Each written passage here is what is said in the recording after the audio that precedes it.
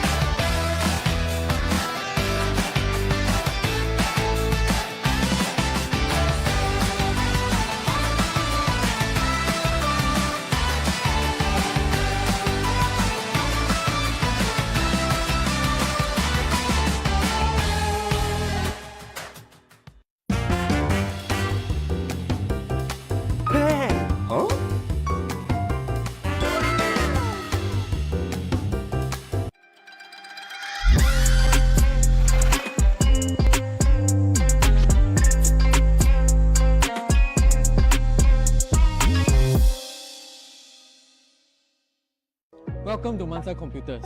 We're a custom Alright, ladies and gentlemen, welcome to AOC Masters, the 1v1 Singapore qualifier, and we're here for the main event live here at PLQ3. It's the 5th level. If you guys are interested in coming and dropping by, there's actually quite a lot of stuff for all of the viewers and audiences here that they can participate in, and of course watching the 1v1 itself. Very exciting to have a couple of really cool players here today duking it out in this 1v1 tournament. And of course, reminder that the top 2 players in this event will get a chance to go to Bangkok and compete in the main event itself. So it's really, really cool to see how things are going to be panning out here today.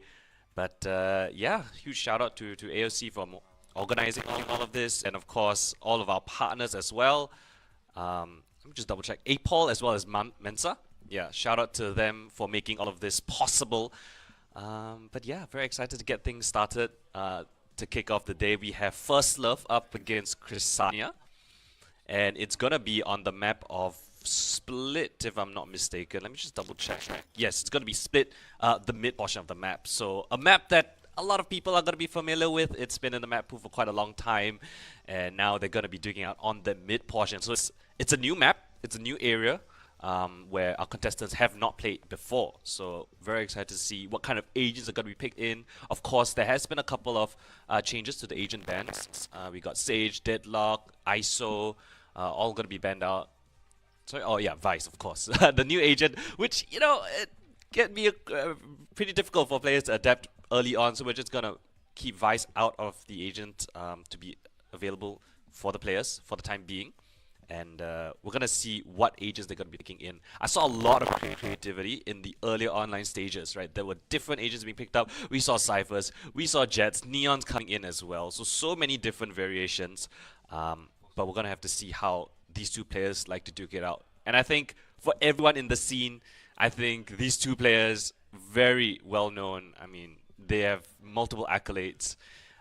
First love to see him back in the tournament, and he's known for being that cracked jet that's always that duelist that you have to go up against. And Chrysania, on the other hand, a great mind and very proficient in his aim as well. So I honestly am not sure how things are going to pan out, because mid on Split is a pretty open area. There's not many angles that you can kind of really hide behind. It's once you peek out towards mid, you're just going to be seeing down the barrel of your opponent. So yeah, gonna be excited to see how that one's gonna pan out.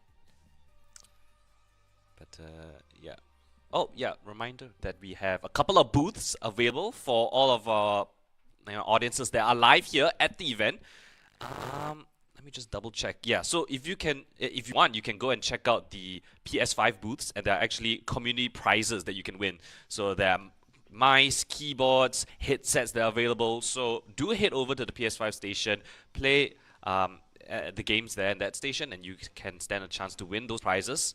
And speaking about prizes, actually, let me just go through what our players stand to win here today. So the top 2 players in this tournament, the winners from each of the brackets of the groups A and Group B, $388 worth of prizes. You got the Q27G4, you got the GM310, the AGK600. All the prizes, actually, if you are live at the event, you can just check it over. It's right next to the players on the 2 sides.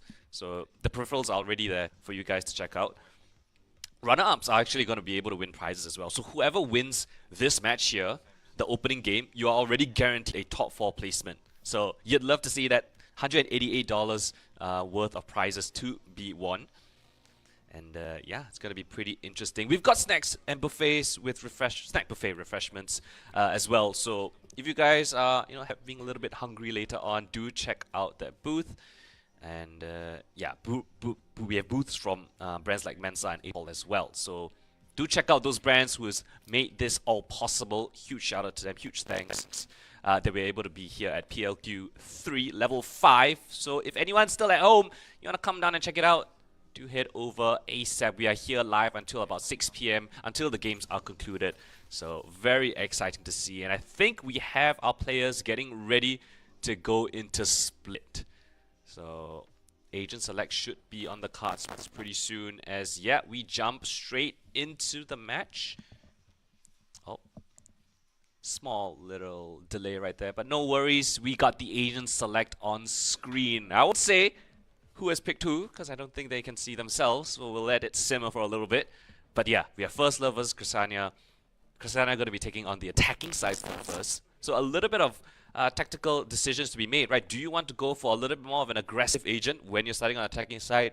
And do you want to choose a more defender-sided agent if you're starting on defense? And you can see right now, interesting options being hovered for. Okay, I guess now I can announce the agents. Chrysania are going to be choosing the Omen, First Love on the Sentinel. Very interesting picks. No duelists in the server, which has been kind of a mainstay. I think when you think about a 1v1, when you think about going hit-to-hit with your opponent, it's most likely more or less going to be a duelist, right? But because abilities are allowed, because teams, or at least players, are allowed to move around certain areas of the map, you have the decision of how you want, of which agent you want to pick up. Cypher is a great agent to just, you know, isolate some fights, identify where Chrysania is going to be coming from. But on the other side, Chrysania opting for the Omen as well.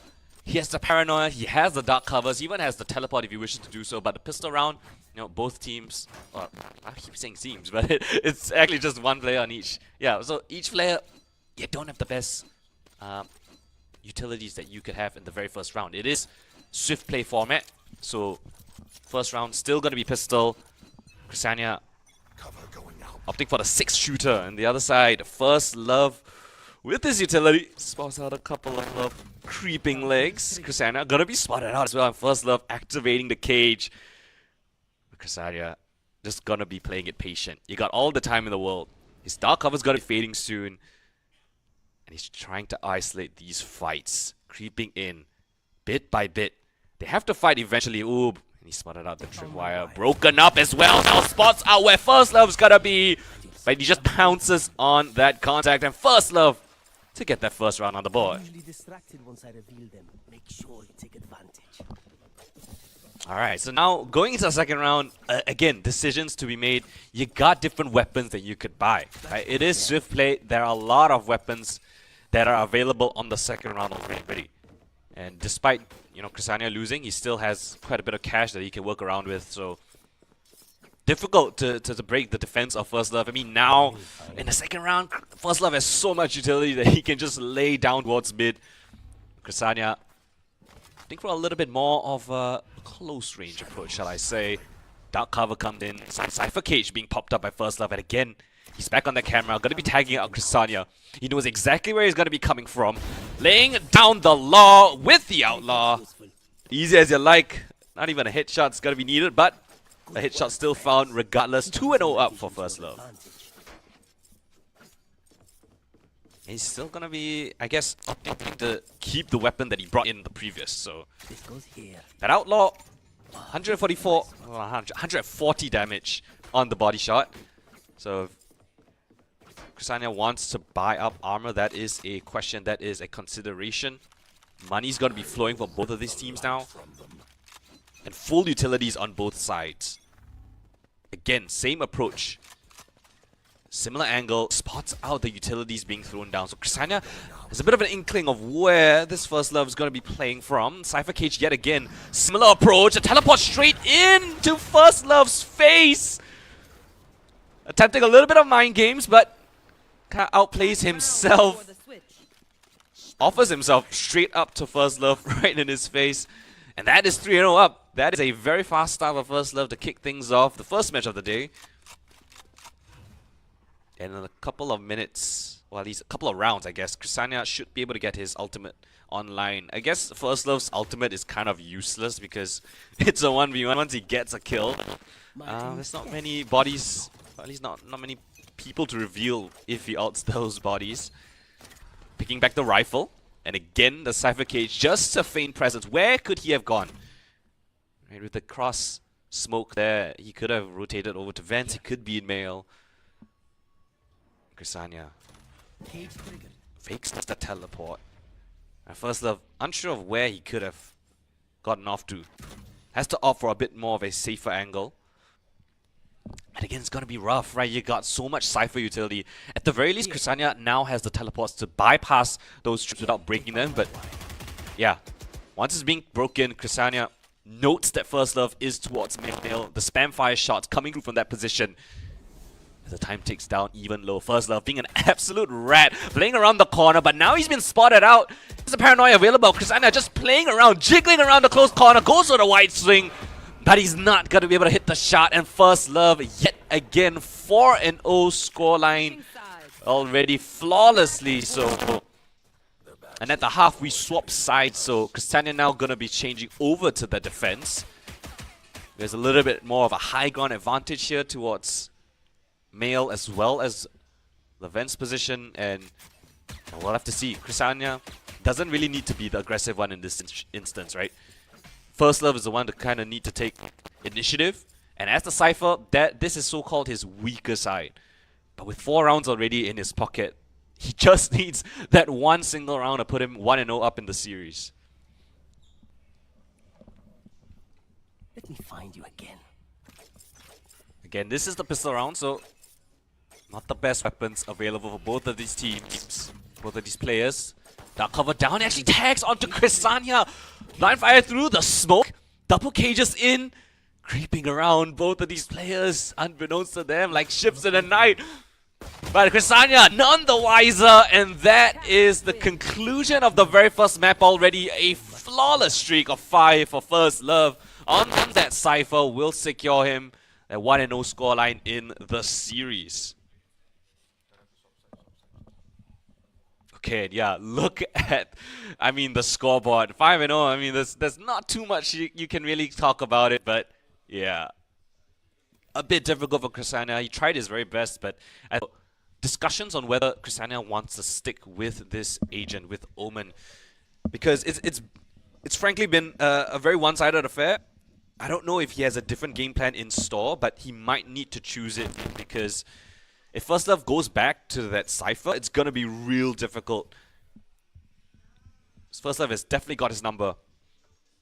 So what is the adaptation here? First Love 1-0 up in the series. Again, we go back to the agent select and a bit of a change up for both of the players. I think First Love perhaps trying to change things up a little bit, opting for the Phoenix. From the Sentinel over to the Duelist. And the Phoenix with the double flashes, the curveballs. He has the Blaze Wall as well to allow him to reposition. Chrysania now opting for the Information Agent. Sova is going to be picked up. He's got the drone, he's got the recon ball to find out where First Love is going to be in. And that was an issue when he was playing Omen, right? He did not know where First Love was going to be playing from. The Cypher cages, the cameras, the tripwires, all shrouded First Love's positions. But now we got the recon dart, got the owl drone. Definitely a chance for Chrysania to strike back in this series. Again, taking a look at the loadouts right here. Got the I like to do this when you're looking at players. You've got a bit of time.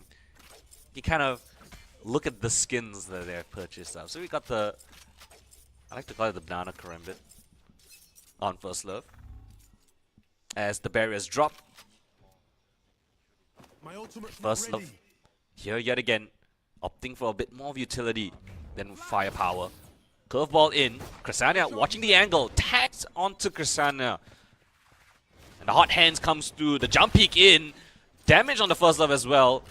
The Flame Wall comes in and allows First Love to heal up the damage that Chrysania had dealt to him. So really playing it fully to his advantage. But a shot through the wall will deal a little bit of damage! Shots a little bit too far apart as First Love clinched the first round yet again on barely any HP. Again, First Love is playing it so carefully. I mean, he's using every single piece of utility before he even takes a fight.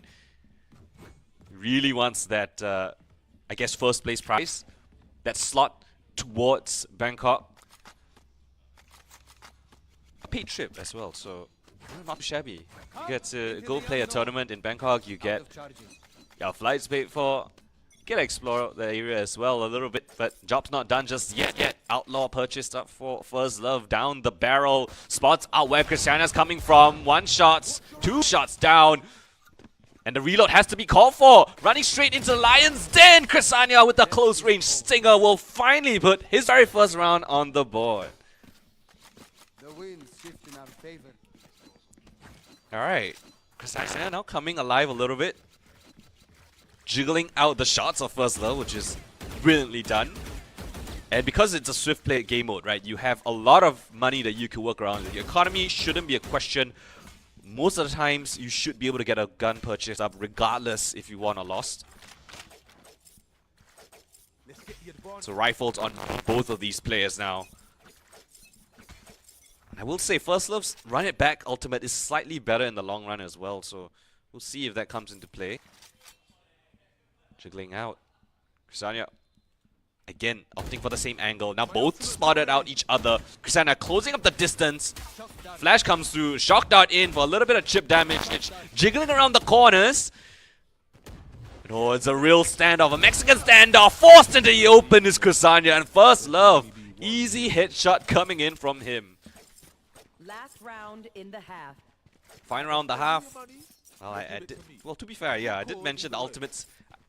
You know, the difference in ultimates, but I think because it's swift play, there's not a lot of rounds and a half. Even if First Love manages to get it, he won't be able to use it. Krisaria now pressures onto him.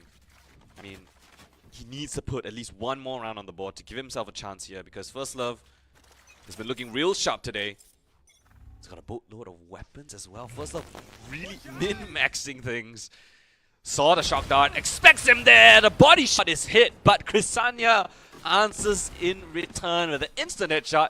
And he ties up the series 2-2, at least in the map. As we swap sides, First Love now coming in from the defensive side. Krisaria on the attack. So much closer affair compared to the first, I guess the first map, the first match that they had. Piston round yet again, coming through. Sovereign Sword being opted for. We got a Sovereign Sword and the Banana Karambit.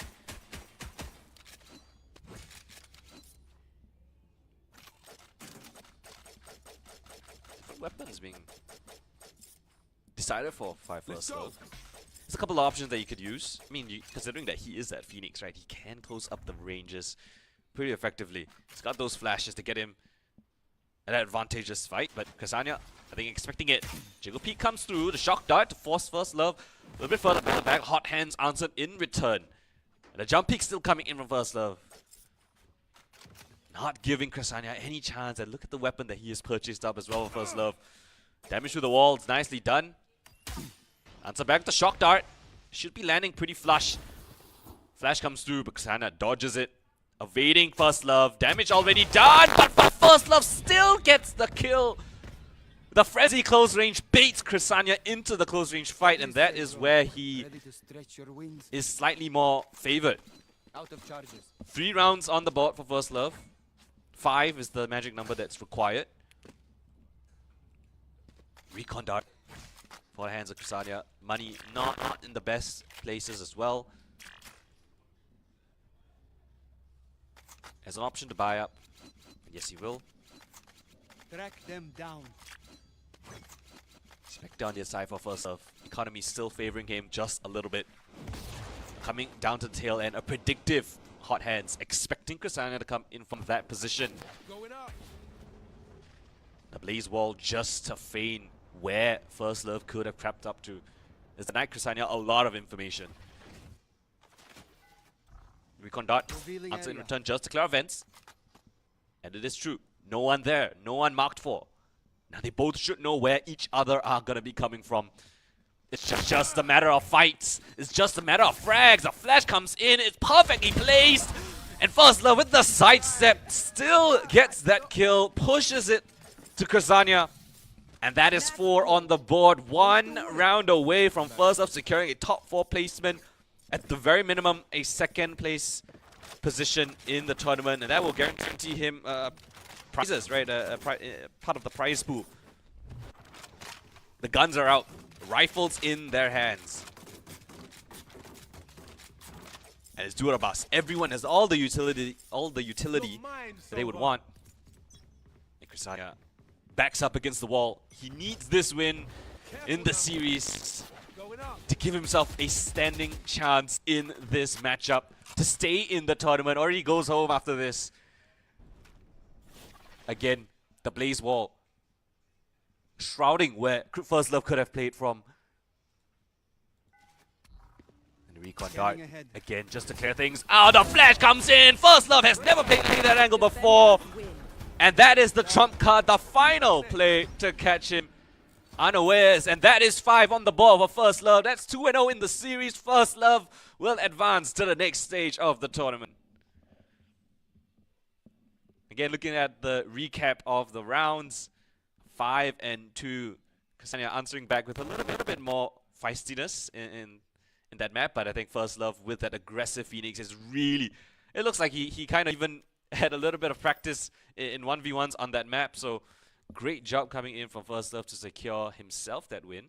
He will move on to the finals of Group A as well, so that's him done for the first stage, and we are gonna go swap out the player setups for the next match, which is Rui the Gamer 39 versus Divine. So it's another very interesting matchup that we're going to be having. But again, credits to all of the players here today. Shout out to First Love making it through. Shout out to Ksenia for a valiant effort, but that will be the end of the line for him at the very least. Alright, so I think we will be going for a short little break, but when we come back, it's going to be the next series of the day. Rui the Gamer versus Divine. You definitely do not want to miss this. So I'll see you guys in just a little bit.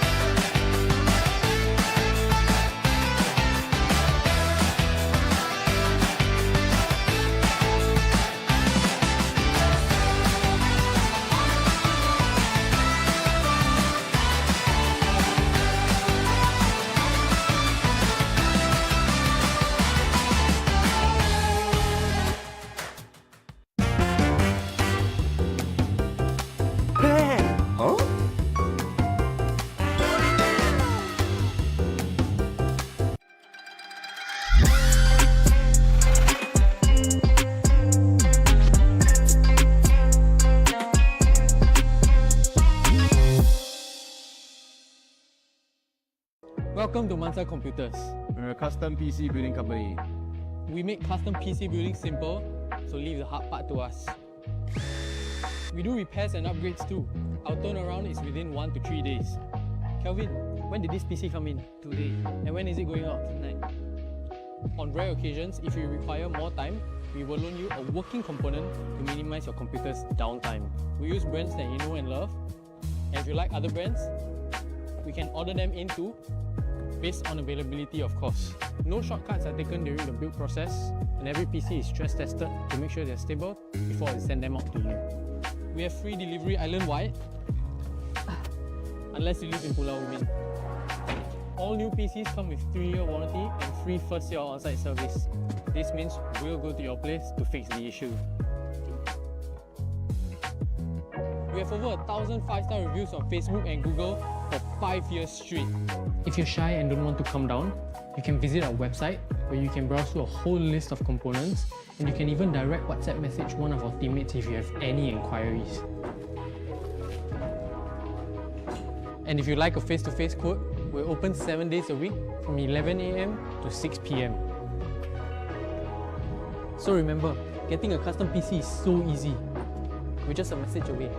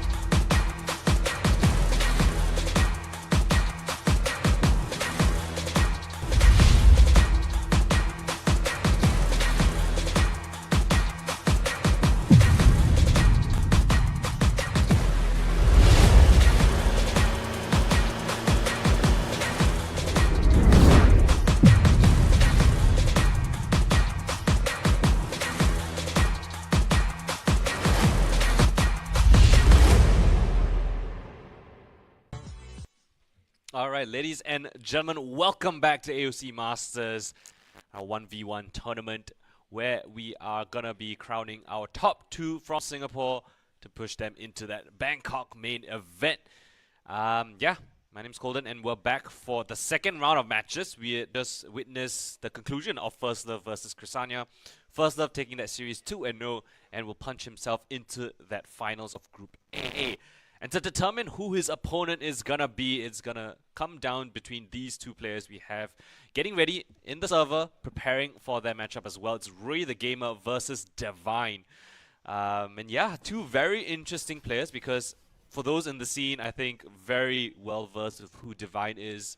You know, a very well esteemed player going all the way into the playoffs of VCT. But Rui the Gamer, someone that I'm not too particularly familiar with, but he's made his mark. He's made a statement coming all the way to this LAN event. And now he's going up against one of the best Singapore has to offer in a 1 versus 1 back on Split. Mid yet again, the battlefield of choice.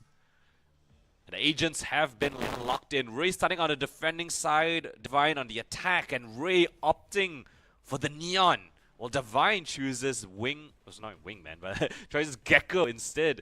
He has the Wingman, he has the Dizzy, a lot of utility to force out the positioning of where Rui is going to be coming from. But Rui obviously has a little bit of an advantage when it comes down to the fights itself. The stuns, the fast lanes, the slides as well.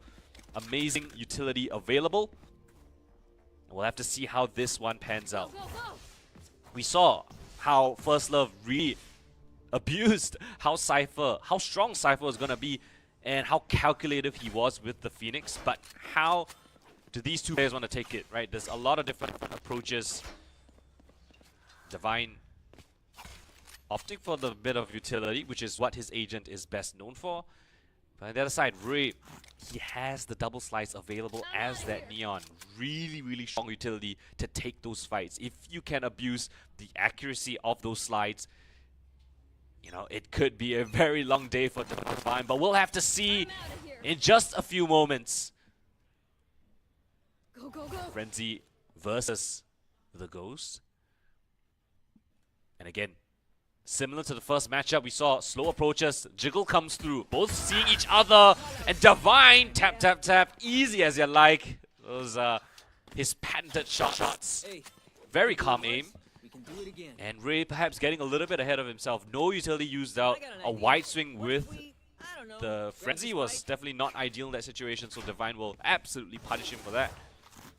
As we head over to the second round. And this is where both of these players can buy a little bit more into their arsenal. Utilities abound for both of these players. Slight upgrades in their weapons as well. As the clock ticks down, how does Rui want to navigate this? Getting a little bit antsy in that first round. Perhaps he wants to play a little bit more conservative. Divine carefully checking and clearing all these angles. Fast lane comes up, similar to how the Cypher Cage was used in the first match. Just a faint presence. Where could he have rotated off to? The Dizzy comes through, break of the Dizzy, and what a shot coming in for Rui the Gamer. What was that accuracy while sliding? Instantly obliterates him. Picks up his Bulldog as well. And that little bit of patience from Rui the Gamer, ensuring that he knows exactly where Divine's going to be coming from. And the shots have been beautiful. Okay, we've got a game on our hands. 1-1 the scoreline. And both of these players, as we go into the third round of this matchup, will have all the utility that they would like. Weapons as well. Stop them, please. Thank you. Rifles on both of these players. Rui on this angle. Divine clearing things out. Chip damage down onto Divine. And a fast lane. Showing of where he could be rotating off to. The stun straight in. He's stunned up, and Rui the Gamer will push the issue so swift on that Neon. He had no answers, nowhere to run off to. Oh my lord. Rui the Gamer getting a lead in the first matchup, in the first map. Let's not get ahead of ourselves just yet. But yeah, Divine getting a little bit hot under the collar. Right, this is potentially something that he might not have expected slowly clearing those angles, and then a Neon just sprinting straight towards his direction. So what is the change? What is the adaptation for Divine? Again, he has all the utility that he would like as that Gecko. Jump peek, but no information saw. Slide comes in, a bit of chip damage done onto Divine. The fast lane yet again, faking that he could have pushed up closer, he could have fallen back. Question marks for Divine, spots him out, 2 taps, and that's all he's gonna need, 2 bullets. And a headshot onto Ray. That is the ideal range for Divine. So we have 2 very different play styles already. You can see Divine likes to take those long range angles. Playing it slow, playing it patient. Very crisp with those shots, but Ray the Gamer, if you let him get a little bit too close, his shots himself while sliding on that Neon can be devastating. So as we swap sides, Divine now starting on the defensive side, has a little bit more room to work around with. Ray the Gamer on the slight lower ground. And again, back to the pistols. Similar concept for both of these players. On the first time they face each other on the pistol. Break's over. And we saw how Divine was able to ensure that Ray the Gamer would not get too close. Forced Ray to make a mistake in that pistol round, but will he make it again? That's the question. A shot fired, a reload gain, and Divine hears the reload, will just swing out wide and absolutely capitalize off of it. 3 rounds, Divine back in that lead. Gotta go. A crucial round win as well, because the winner of the first pistol round will give himself a little bit more of an economy advantage. Ray the Gamer, as that duelist, he will have those slides every single time he respawns, so one of his strongest abilities will not need to be purchased up. Therefore, he can go for a Guardian, but he actually doesn't have any armor, so that is a very bold choice. Opting for that one-shot headshot. But he's weak as well. A bit of a glass cannon situation. Shot down is the Dizzy. Divine thinking seconds, but the crouch just good enough to avoid those headshots. And the Bulldog will collect that kill. 4 rounds now for Divine. As after a bit of a troubling start, Divine has kind of found his flow. He's found his range. Ray the Gamer needs a little bit more fire in this cannon. He's opted for a very interesting weapon as well.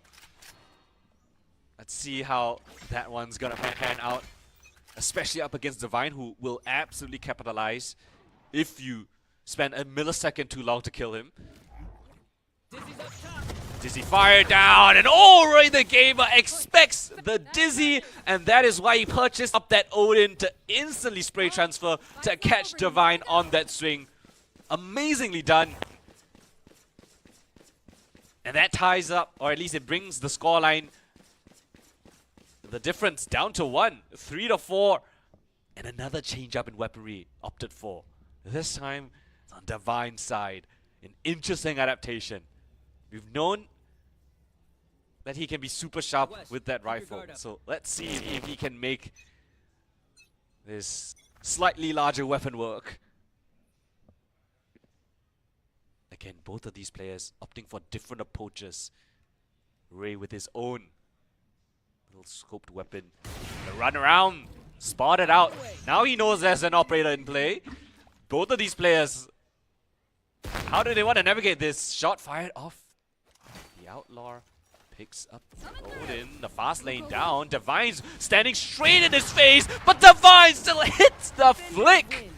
Catching Ray on his advance. You don't expect the op to just stand in your own fast lane. And Divine will close out the first map, despite it having a little bit of adversity in the first half, with a very strong performance coming in at the second half with adaptations from both of these players. We saw the Odin to counter the Dizzy, and then we saw Divine with the ARP to just change things up at the very last round. Amazing, amazing work done.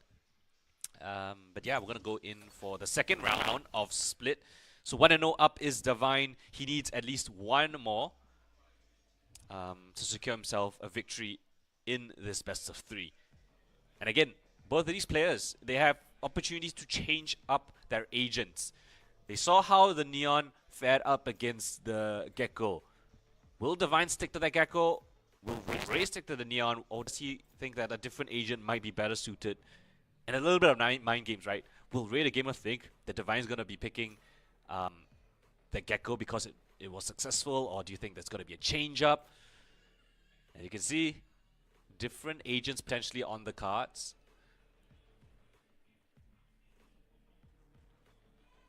Decisions to be made though. You don't have too much time as Ray locks in the Omen. Divine gets the Cypher. So a bit of a mirror matchup. Well, not mirror matchup, but a bit of a throwback to the first series between Chrysania and First Love. We saw that Cypher, we saw that Omen, and First Love was so proficient on playing that Cypher. Let's see if Divine can replicate that sort of success. Because the Cypher will definitely have so much more information, right? To understand where your opponent's coming from. Omen, yeah, he has a little bit more advantage in the engagement, right? In the fights. When you can use the paranoia, you can use the Shrouded Step to get yourself into the fight. But before that, having that Cypher is so crucial in finding information and understanding where Ray is going to be coming from. So let's see how this second matchup's going to pan out between these two teams. Ghost opted for Ray's side. Both sides actually opting for the Ghost. As time ticks down, where do they want to be playing from? Divine has set up his Cypher utility in a pretty interesting setup. Ray, the dark cover, will just block out that male position. Cam being spotted out. I think Ray has a bit of a sneaking suspicion of where it's going to be coming from. Divine playing, toying with Ray, just popping the camera left, right, center. The draw is his attention, but the tripwire is still in his face. He's got to be able to break it eventually if he wants to take this fight to Divine. And Divine's not going to give him any inch. No chance whatsoever. The redeploy of the smoke. And the break of the trip. And the swing coming in from Divine. But Ray the gamer, quick flick onto Divine, will secure him that pistol win. 1-0 in the second map.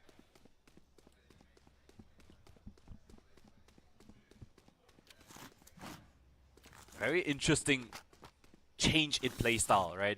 Compared to the initiator, that is Gecko, who is willing to take a fight, right? You have the Dizzy, you have the Wingman, you want to go for those engagements, but now on that Cypher, you have to play a little bit more passive. Play with your camera, play with the tripwires that you have. But Ray the Gamer does not care whatsoever. A quick flick will secure him that win. A shot fired by Ray, so Divine definitely has an idea of where he's going to be coming from. Feet spotted, camera broken, has to get rid of that tag. Going for the reload as well. And Divine, aware of this, expecting it. Oh, the run and gun, the wide swing, running out of bullets. And Divine will collect with a headshot, so answered back 1-1. Not letting Ray the Gamer get too ahead of himself. A little bit of overconfidence. That swing was definitely a little bit ambitious. But Divine's advanced positioning, thanks to the information that he had, and he's gonna opt for a pretty interesting weapon as well.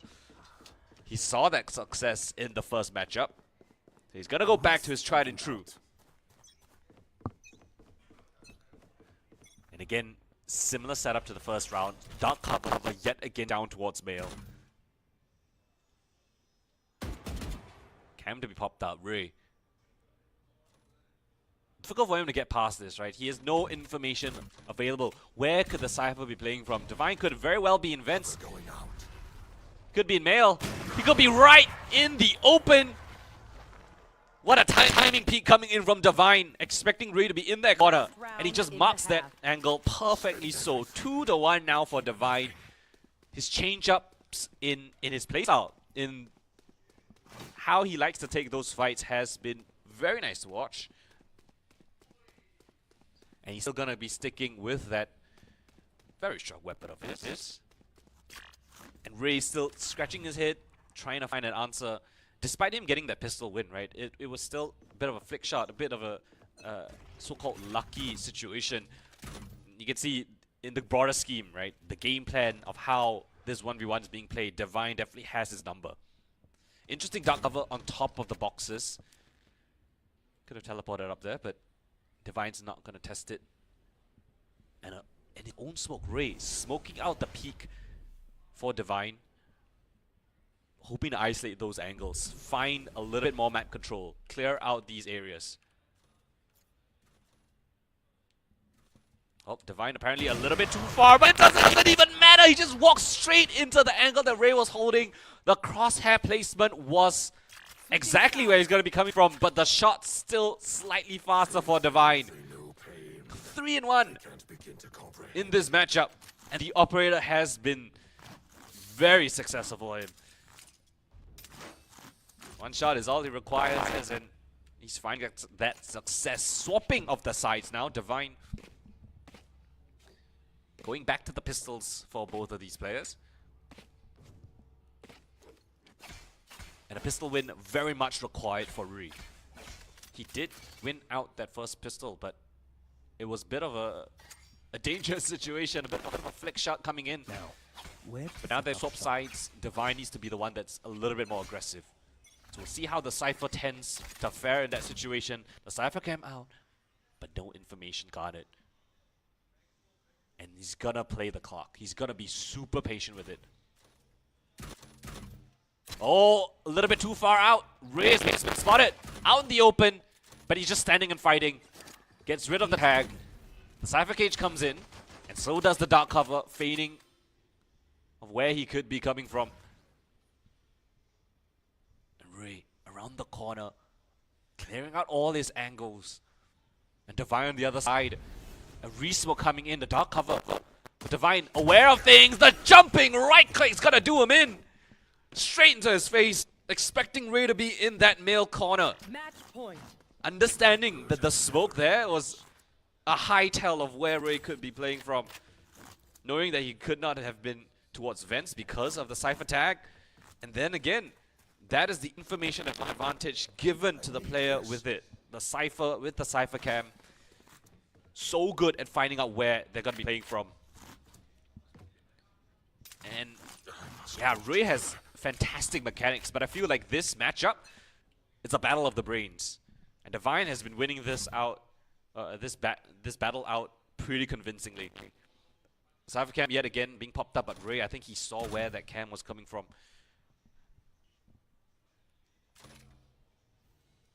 The map, but Ray holds down the angle. Divine had the idea. You can see the ping on the minimap. He knew that he was probably going to be playing from that position, but Ray too fast on the trigger, just holding down that angle. And again, it's the information battle, right? Ray had the information that Divine was going to be coming in from the right side.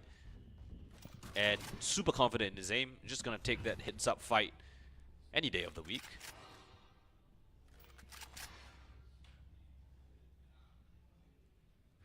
So Ray answers back with a second round finally after that first in this matchup. Very first round. Now he gets the second. Jump peek in. Bit of a one-way smoke. The Cypher can as well as the cages. Allows Divine to creep up. Could be in either corner. Could be the left. Could be the right. The one-way smoke though is pretty solid. It's pretty nice. Let Ray have a nice angle that he could hold. Oh, and the teleport being used. Divine has no idea. The paranoia invested early. But no connection just yet in terms of the fights. It did connect onto Divine. His head has been spotted, but a couple of whiff shots and Divine will punish him for that mistake. 5-2 the scoreline, 2-0 in the series, and Divine will push himself into the winner's bracket, into the winner's fight with First Love of Group A. Congratulations to Divine, commiserations to Ray. He did put up a pretty solid fight, but I think Divine had the better game plan in that instance, really playing it to its full potential.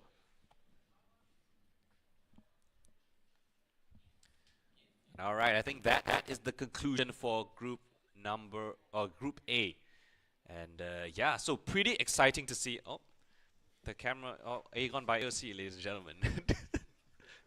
The camera's a little bit down, but okay, it doesn't matter. Oh, okay, it's moved back up. I didn't know you could automatically move. I thought that was a manual movement, but regardless, hey, shout out AOC for putting up this event, and for all of our partners as well. But that is the conclusion for Group A. We got First Love as well as Divine now in that finals, so they have secured themselves at least a second place finish, and that is guaranteed for them to have one of those prizes up for grabs. A couple of AOC products, peripherals, keyboards, and mice. Very, very useful for all your gaming needs. And yeah, do check out AOC if you do have any, if you're looking to buy any gaming peripherals. Do check out the website. They have a lot of very cool stuff. And yeah, I think that is going to be the conclusion for Group A. We're going to go for about an hour break. But when we come back, we're going to go straight into Group B to see who our next two finalists in that group. We'll see you guys in just a little bit. Do not go anywhere. We'll see you guys.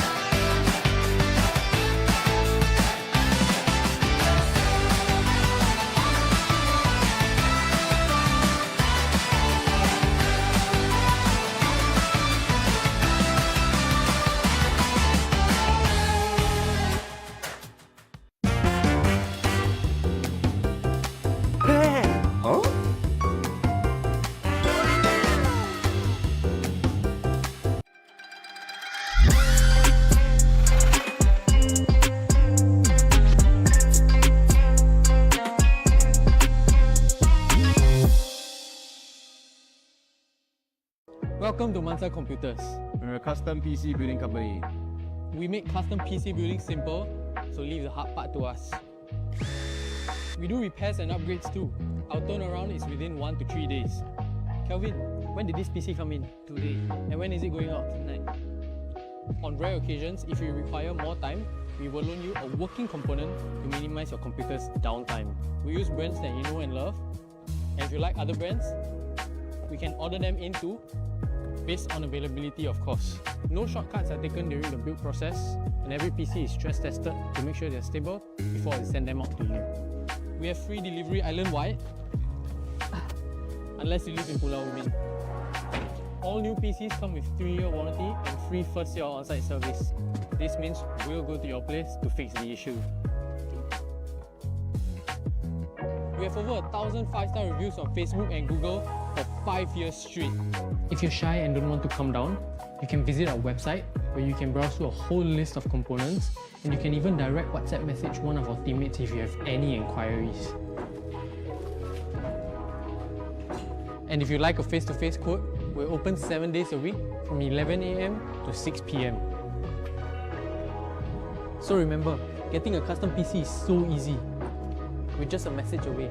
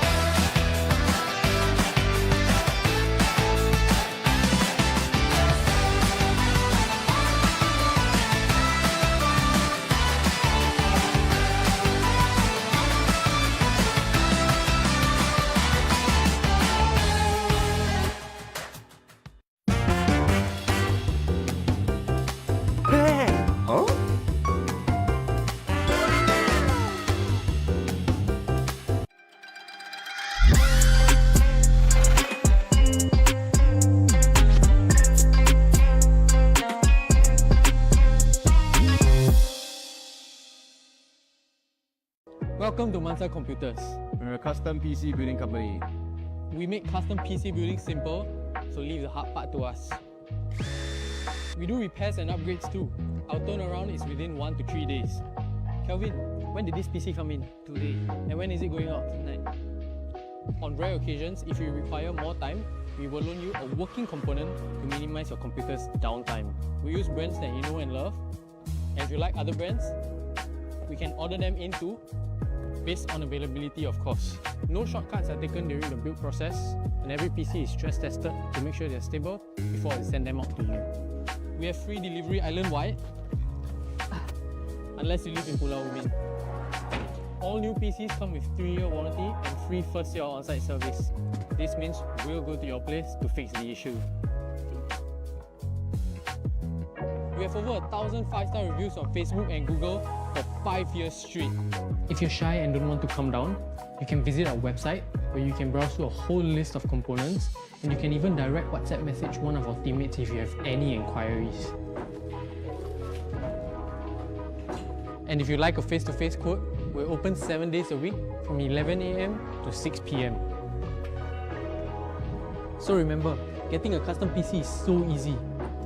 We're just a message away.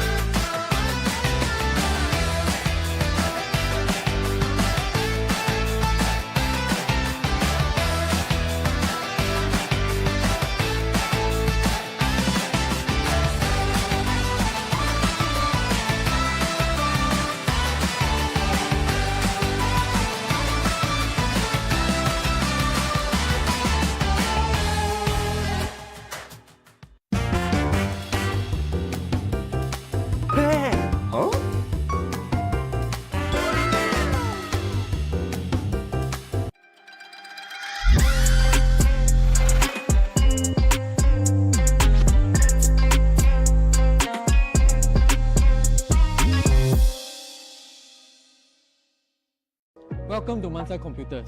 We're a custom PC building company. We make custom PC building simple, so leave the hard part to us. We do repairs and upgrades too. Our turnaround is within 1 to 3 days. Kelvin, when did this PC come in? Today. And when is it going out? Tonight. On rare occasions, if you require more time, we will loan you a working component to minimize your computer's downtime. We use brands that you know and love, and if you like other brands, we can order them in too, based on availability of course. No shortcuts are taken during the build process, and every PC is stress tested to make sure they're stable before we send them out to you. We have free delivery island-wide, unless you live in Pulau Ubin. All new PCs come with 3-year warranty and free first-year on-site service. This means we'll go to your place to fix the issue. We have over 1,000 5-star reviews on Facebook and Google for 5 years straight. If you're shy and don't want to come down, you can visit our website where you can browse through a whole list of components, and you can even direct WhatsApp message one of our teammates if you have any inquiries.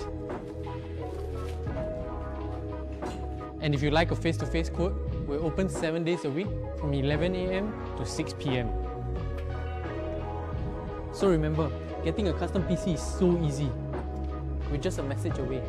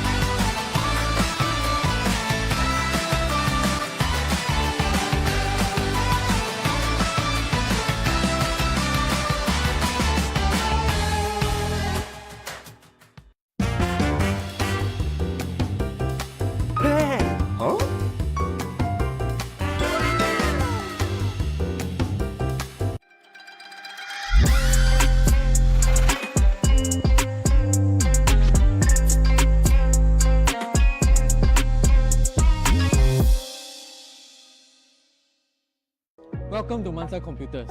We're a custom PC building company. We make custom PC building simple, so leave the hard part to us.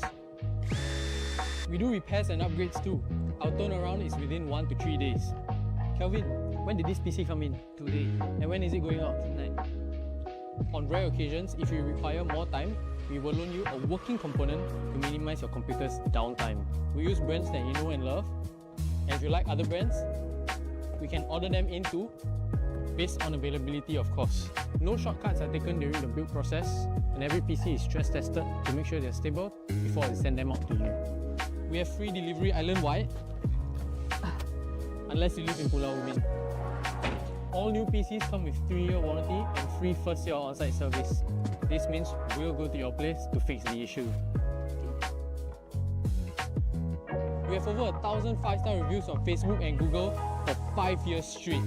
If you're shy and don't want to come down, you can visit our website where you can browse through a whole list of components, and you can even direct WhatsApp message one of our teammates if you have any inquiries.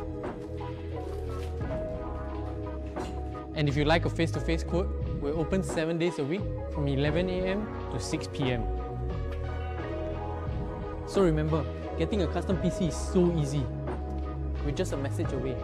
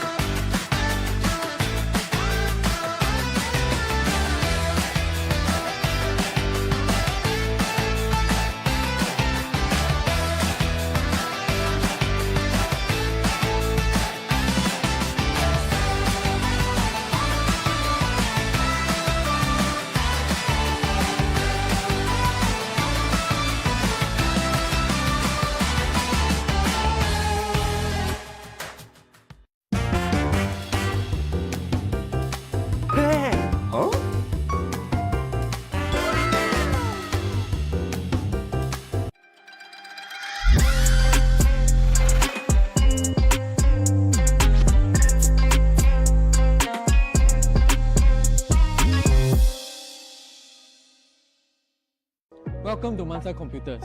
We're a custom PC building company. We make custom PC building simple, so leave the hard part to us. We do repairs and upgrades too. Our turnaround is within 1 to 3 days. Kelvin, when did this PC come in? Today. And when is it going out? Tonight. On rare occasions, if you require more time, we will loan you a working component to minimize your computer's downtime. We use brands that you know and love, and if you like other brands, we can order them in too, based on availability of course. No shortcuts are taken during the build process, and every PC is stress tested to make sure they're stable before I send them out to you. We have free delivery island-wide, unless you live in Pulau Ubin. All new PCs come with 3-year warranty and free first-year on-site service. This means we'll go to your place to fix the issue. We have over 1,000 5-star reviews on Facebook and Google for 5 years straight. If you're shy and don't want to come down, you can visit our website where you can browse through a whole list of components, and you can even direct WhatsApp message one of our teammates if you have any inquiries. And if you like a face-to-face quote, we're open 7 days a week from 11 AM to 6 PM. So remember, getting a custom PC is so easy. We're just a message away.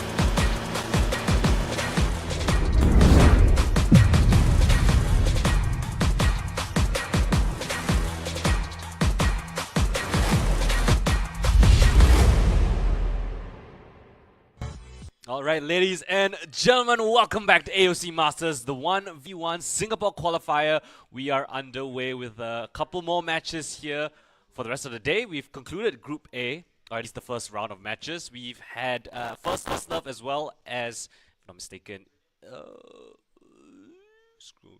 give me a second. Yes, Divine. First Love and Divine have been your top two players of Group A, and now we're going to head over to Group B to see who are top two players for that bracket. First off, we are going to have Persona going up against Granite in this matchup on Split, and I think for anyone in the scene, I think they would kind of hear, or they would have heard of the name Persona. He is kind of a force to be reckoned with. Pretty strong contender to winning the entire thing, in my opinion. But we've got his opponent in the form of Granite. He's come in from his own bracket, running the gauntlet, and now he's going to face up against a pretty strong opponent. But I think there is a lot of opportunities for him to capitalize. We've seen how things have panned out in the first few matches of the day. It was really slow-paced. Both players really want to secure that win, so they're gonna eke out as much as they can with every single utility they have in their pocket. And then really fast agent select. Seems like both of these players know exactly what they want. Persona going for the Cypher pick, while Granite gonna be opting for the Sova. And we've seen the two instances where Cypher has been picked today. Both instances the Cypher has won. So Persona, I guess, leading into the meta a little bit. On the other side of things, Granite opting for the Sova, which is a slightly less common pick, slightly less popular pick, but definitely has the opportunity to isolate certain angles, get information of where some of these players are going to be coming from. The recon dart, got the double drone as well, but we're going to kick things off with the pistol, of course. And very excited to see how things go. As I like to do before the game, take a look at the skins. We've got the butterfly knife, we've got the karambit, two very nice knives that we have here. And it's got to come down to the guns though. So pistol round away with things. Let's see how it pans out. Granite creeping around the box's corner. Persona very confident. Sheriff in the hands. Oh, but Granite throws the recon dart behind Persona, forces his mouse to look to the side, and he capitalizes off of that little bit of confusion with the classic no less. Still gonna pick up the kill against Persona. So Granite 1-0 up in the match so far. Nicely done. But of course, it's gonna come down to the gun rounds, right, where the big difference is gonna matter. Second round, because Persona had lost, not the most utility available for him. He has a boatload of Cypher utility though, so now is when Cypher really becomes annoying, right? When you have all these utilities that you can just pump out and isolate where these players are going to be coming from. Recon Dot comes in, Granite has the information. Persona is playing towards their side of the map, sees the cage come through as well. The shock dart will break the tripwire, a cage to allow him to sneak around with, but Granite will just hold that sliver angle and convert that kill onto Persona. 2-0 up the underdog, showing a quite a decent performance so far. Persona now down 0-2, has to buy up into this round. And the money should be good for both of these players. Available, they can buy those rifles if they do wish. It is swift play. The economy shouldn't be too much of an issue. Let's blind their Let's scout. see what Persona has to come back into this. Strategy hasn't exactly worked out too well in his favor so far. Cage comes down. Cypher Cam out as well. Granite, caught out! Bow in his hands. And Owl Drone comes in to clear out these positions as well. Tag onto Persona, force him back to a safer angle. But a shock dart's there. A little bit of chip damage perhaps, but around the corner, Persona, beautiful jiggle peek into the instant hit shot. And he answers back with his first round on the board. Last round before the switch. Buy all you need a drop. You can see Persona now with the all the utilities that he would like in his hands. He has the weapons as well. An interesting weapon of choice for Granite. As you can see, ladies and gentlemen, it's not of the traditional kind. It's a little bit more fancy. And if they have all the utility that they would like, right? I'll find them. The thing about swift play is that because it's a 1v1, neither of these players are gonna get their ultimates. So it all comes down to the belt of utility that they already have. The standard play. Missing the recon dart. That's information. Oh my word. Now he knows the persona is here towards this male portion of the map. Tag onto the drone as well. Broken it. Stands in the open. The break of the cam. Oh, missing the cam as well. But Granite around the corner. His weapon not ideal for this situation. The shock dart just to break things out. Granite clearing these corners, but not expecting the close one down below. And Persona's the one to pick up that frag. Crucial kill right there to even up the scoreline. It's 2-2 as he head into the next half. Side swap for these players. As Granite now will start on that defending side. Interesting pick though for Granite. He's the one that needs to peek into those angles. So opting for the operator is a very bold choice. A lot of these angles will be difficult for him to clear with that operator, and Persona will capitalize off of that. Now Persona, as the Cypher, needs to be a little bit more aggressive as he's starting out on that attacking side, but he has that camera, allows him a little bit of information gathering. Protect our Again, homeland. Granite, interesting purchase of his utility right here. Oftentimes you see players buying the shock dart, but it's the drone that Granite has opted for. And again, a slow pace round coming in from both of these players. The Cypher Cage was popped by Persona. Take flight. The cam is available as well. And he should have an inkling, right, from where the camera is placed. And now he knows for certain. The answer back with the camera of his own. Persona spotting him out, unable to get a tag though, but at least he knows where he's going to be coming from. It's a bit of a stalemate again. We've seen this happen multiple times on Split. Neither of these players wanting to give an inch, but Persona's the one that's put on pressure. He needs to be the one to peek into this angle. Oh, but caught out jumping with the recon dart. Not going to destroy it. Standing and fighting. And Granite, the one to pick up that frag. The tag, the pings from his recon dart will allow him a perfect angle to get the wallbang hit shot.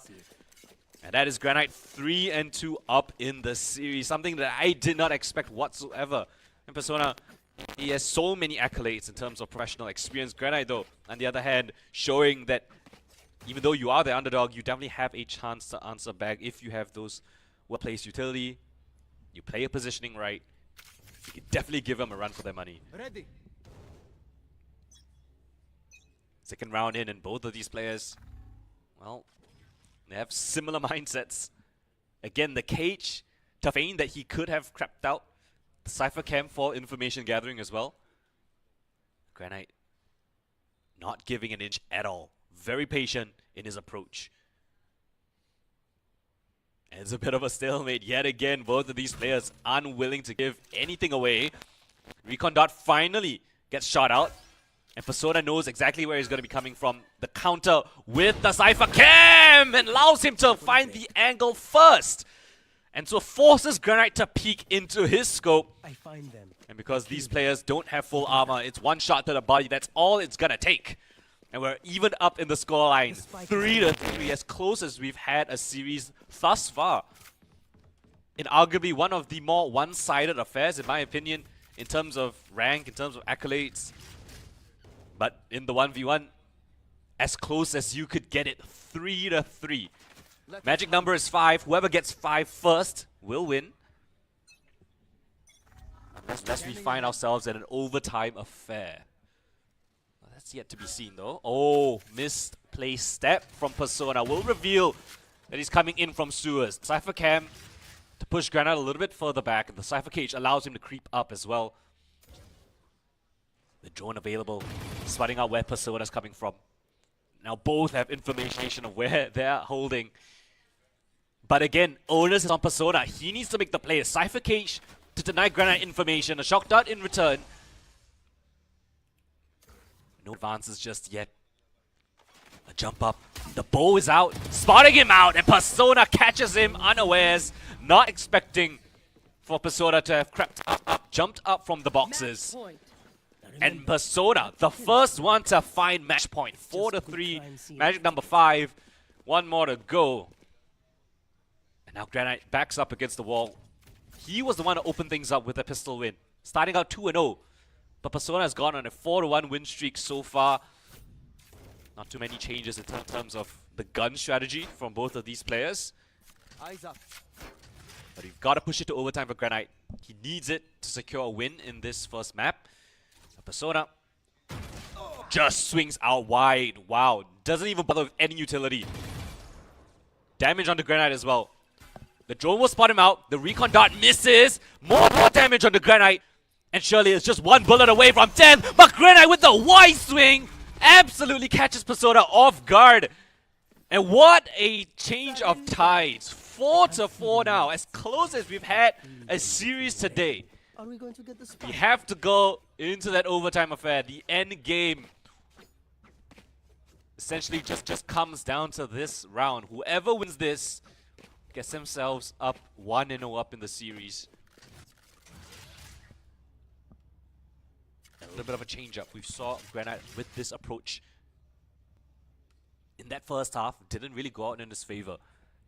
But for the last round of this map, that might be the answer. The clock ticks down, 5 seconds left before the barriers drop. It's do it or bust for both of these players. And again, a slow-paced round. The camera comes out, doesn't spot anything though. Granite avoiding vision. Persona has a sneaking inkling. Spots out the shoulder, and Persona bests Granite yet again. Despite him having the one shot up, is the awareness from Persona. I think the camera might have seen a little bit of a shoulder or something, and he just creeps out to the angle perfectly so, and that allows Persona to go 1-0 up in the series. You can see here from the scoreboard, very, very even in terms of the frags, in terms of the damage that they've dealt, but Persona still eking out that slight little win. As you can see, the amazing player cams we have here, both of these players, Granite on the left, Persona on that right side. And of course, this is a best of 3. So, Granite not out of the woods just yet. Persona still needs to win at least one more map. Granite has a chance to do the reverse sweep if possible. But we're going to go back into split. This time around, they have an option to change up their agents. Granite went on the Sova the first time. Played out relatively well. But Persona's Cypher was just slightly better in terms of the information gathering. The Cypher cam being alive throughout the round, if you don't destroy it, would provide so much information. And Persona now, interesting pick coming in from him. Question is for Granite, what is the agent that he would like to pick? Does he stick to the tried and true? It was a very close matchup, right? So maybe just going back to the same agent, slightly different playstyle might get him that advantage, but it's actually gonna be a mirror matchup. A Sova versus Sova. Persona changing up his tactics just a little bit as well. Not opting for the Cypher, but now with the Sova. Never really seen this too often, especially when it comes down to the initiators, right? Sova versus Sova, not too common. Sometimes you can see a double duelist kind of situation where both players pick their duelists. But double initiator, double Sova, something that I haven't really seen too much. So curious to see how these two players will utilize their utility. Because right, both of these players have exactly the same utility that they would have. It really comes down to how you want to utilize it. Let's see.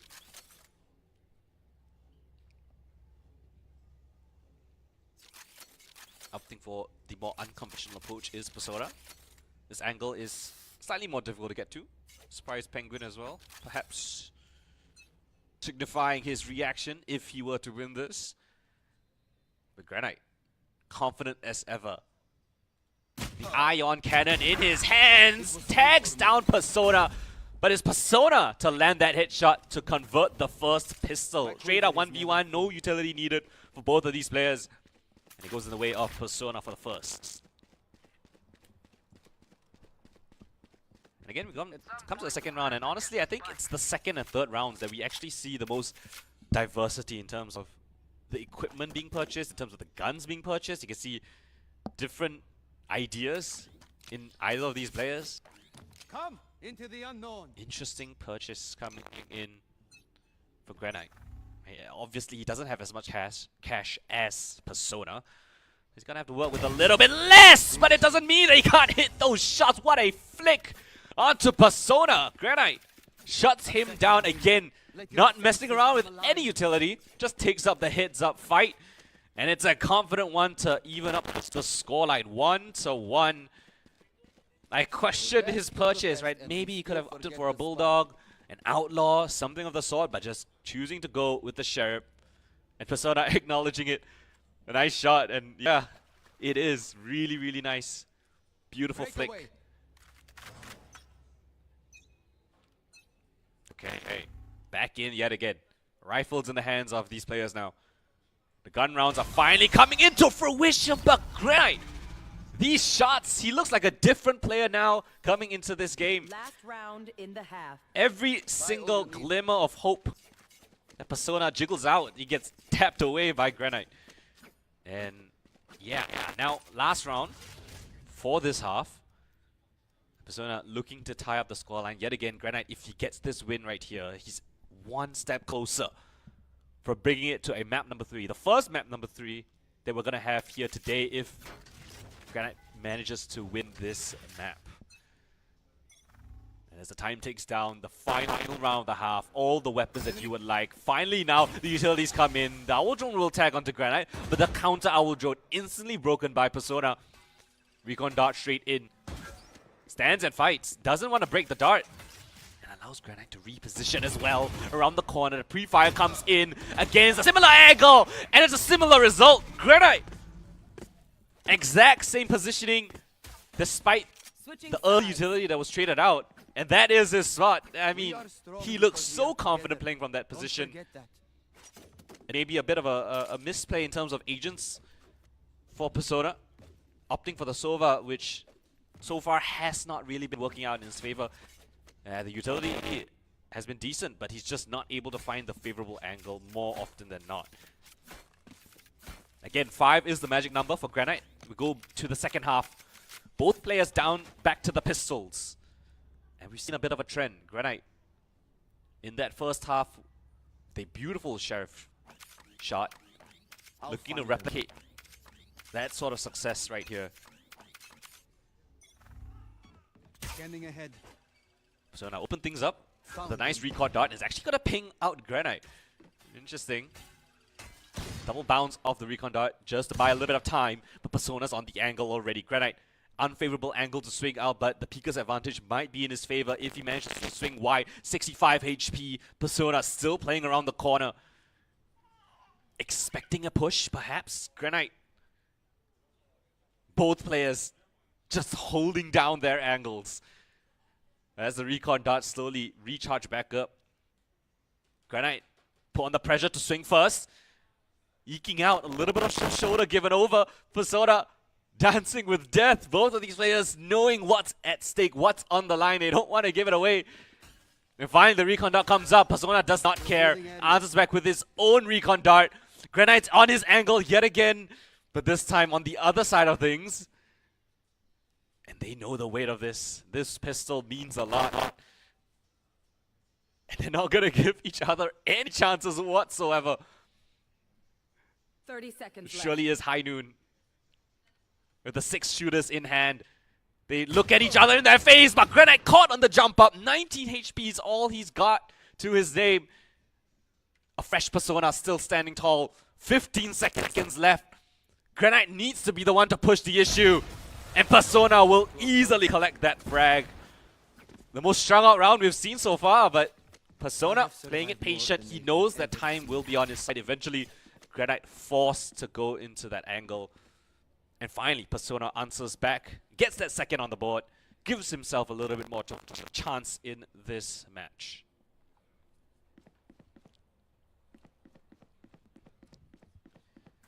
Alright. Decisions being made in terms of the weaponry, again similar to that first half. Granite down on a bit of a low buy this time, but we've seen him make magic happen with that Sheriff of his. The Owl Drone comes out, will spot out where Persona's coming from, forces him back to a safer angle. And they both up it, throwing out those shock darts. Persona's slightly better, angle slightly better as well, but Granite still standing around the corner. The recon dart gets broken. 77 HP resets the round. Giving Persona a chance to hold down that angle, but Granite with the Sheriff will not miss. Time and time again, he loses the pistol, but he picks up the second with a beautiful Sheriff shot. And yeah, cheer on your players, cheer on your favorite players. Give them that motivation if you need to. There's prize money on the line. Winner of this, it's a bunch of peripherals, gaming peripherals. Thanks to AOC, of course. And Granite, 1 round away. That's all he needs to tie up the series. Push it to a map 3. What's Persona's answer? What does he have? How does he change things around? Because Granite has been besting him, especially when it comes down to those one-taps. Hot under the collar. Persona standing his ground yet again. Confident as ever in his aim. Will not get phased by that recon dart. The drone though, that's slightly more difficult to handle. The tag comes through, damage comes in. Shock dart in response. And still holding down the angle. Granite's been tagged down low as well. Unfavorable situation. Persona holding down that angle, and Persona will best Granite, not expecting him in that rather close angle. And so 4-3 we go. Closing up the difference. Persona 1 away from tying up the scoreline and forcing another overtime. Yet again, both of these players with all the utility that they could have. It's do it or bust. Granite. Which position does he decide to choose to come from? Market, sewers, and likewise with Persona. Final barrier perhaps coming down. Oh, and a very passive setup from the Persona side. Granite. Sneaky suspicion. He's holding down that angle. But no utility from either of these players being used up right now. They're hoping to find their opponent. Making a mistake, making a misstep. Finally, Granite. The first to use his utility. Recon Dog comes in. Doesn't scan out anything. The Owl Drone comes out next to check all these close range angles. The box is cleared. Mail is cleared. Where has Persona gotten off to? Both of his information utilities have not found success. And Persona swings out wide! The predictive shot onto Granite in the exact corner he's standing on. Sudden death. And this is sudden death. Overtime end game required yet again. Persona dragging things out to the better end. And Granite, he had 2 chances to close things out. He has 1 final chance. Persona already 1-0 up in the series. He wins this. And he will secure a top 2 placement. Granite hoping to not let this opportunity go amiss. And again, it's just the Vandals in their hands. A 1-tap is all he needs. He's been great with the Sheriff. He's found amazing 1-taps, flicks. But can he do it with the Vandal? Can he do it with the rifle? Persona seems to be ahead of that in that issue, in that head-to-head. Again, both players spotting out each other. The recon dart to clear close angles. The clear with the drone. Persona is spotted out, but Granite peeks a little bit wide. Weapon not equipped in time. Persona's proactiveness secures him that win. And both maps going the distance. 5-4 on both, but Persona ekes it out by just a millimeter. And eliminates Granite and pushes himself into that top 2 spot in his group. And congratulations to Persona. A tough fought battle, but I have to give credit to Granite. He did give him a run for his money. It was a very close affair, but unfortunately not going to be enough here today.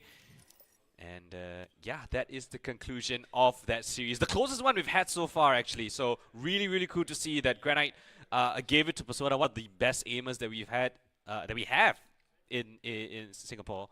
So really cool to see him with kind of performance. Hopefully we'll see him around in more tournaments, in more events like this as well. Great run so far, nonetheless. But yeah, that will be the conclusion here. But again, shout out to all of our partners that have made this possible, to APOL as well as Mansa. You can check out a lot of the peripherals, AOC peripherals as well, around the arena. If you are here live, do make sure to give it a check out. There's PlayStation 5s as well. There is some prizes to be won. There's mice, keyboards, headsets. So do check out those booths. But in the meantime, we're going to go for a short little break. And when we come back, it's the conclusion of Group B in the first round. We're going to have Wonky versus Casual up next. So stay tuned. You do not want to miss this. We'll be back in just a little bit.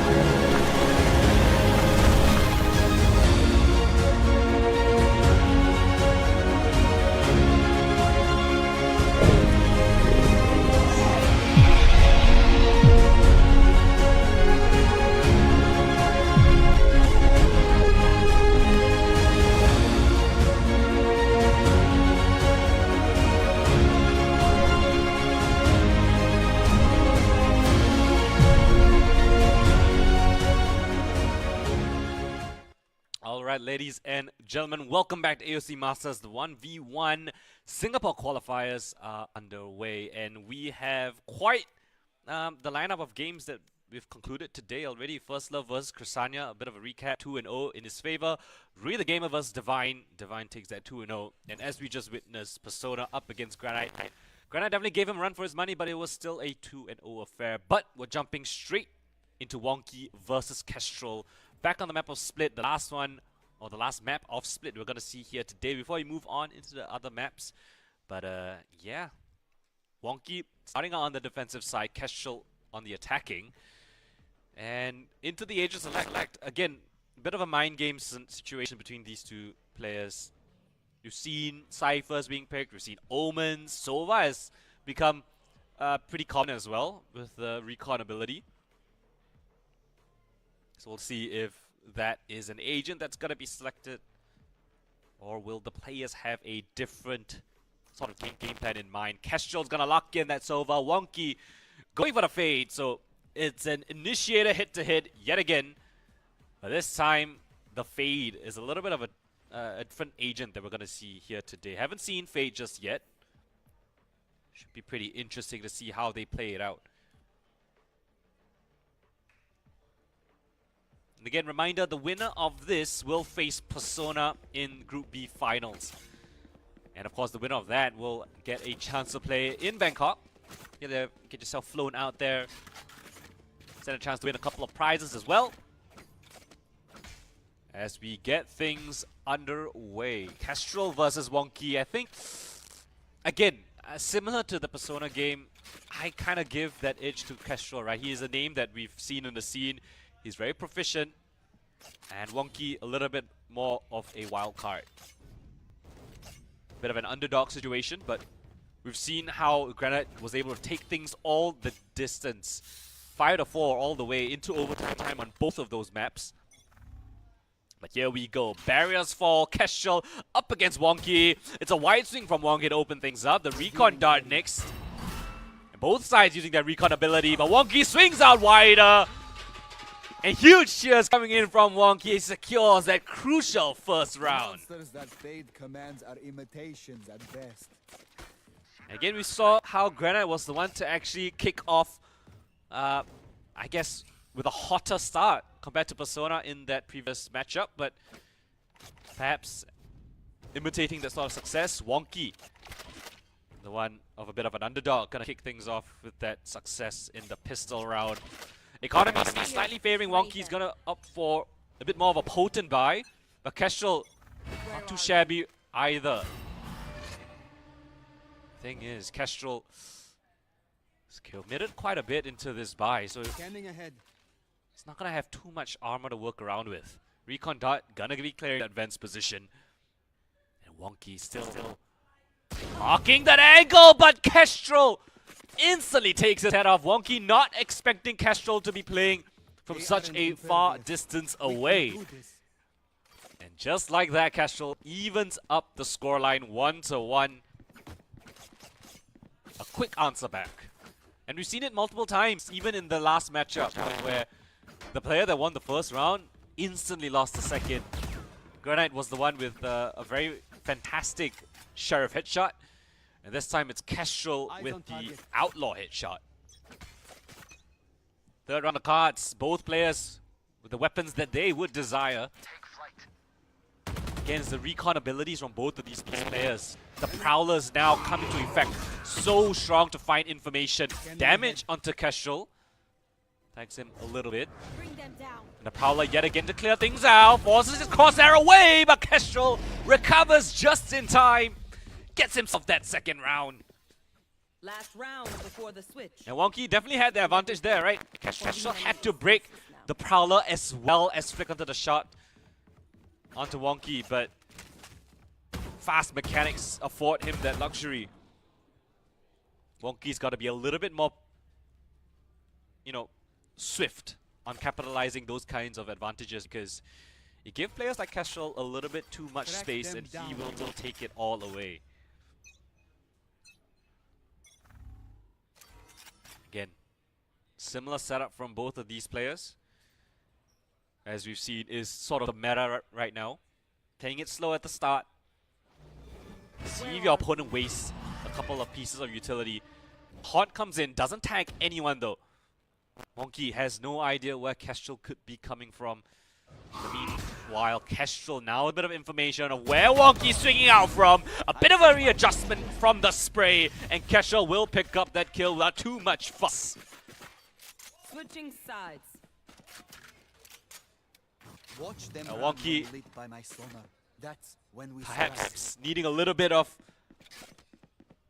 confidence growing up into this one, because Kestrel 3-1.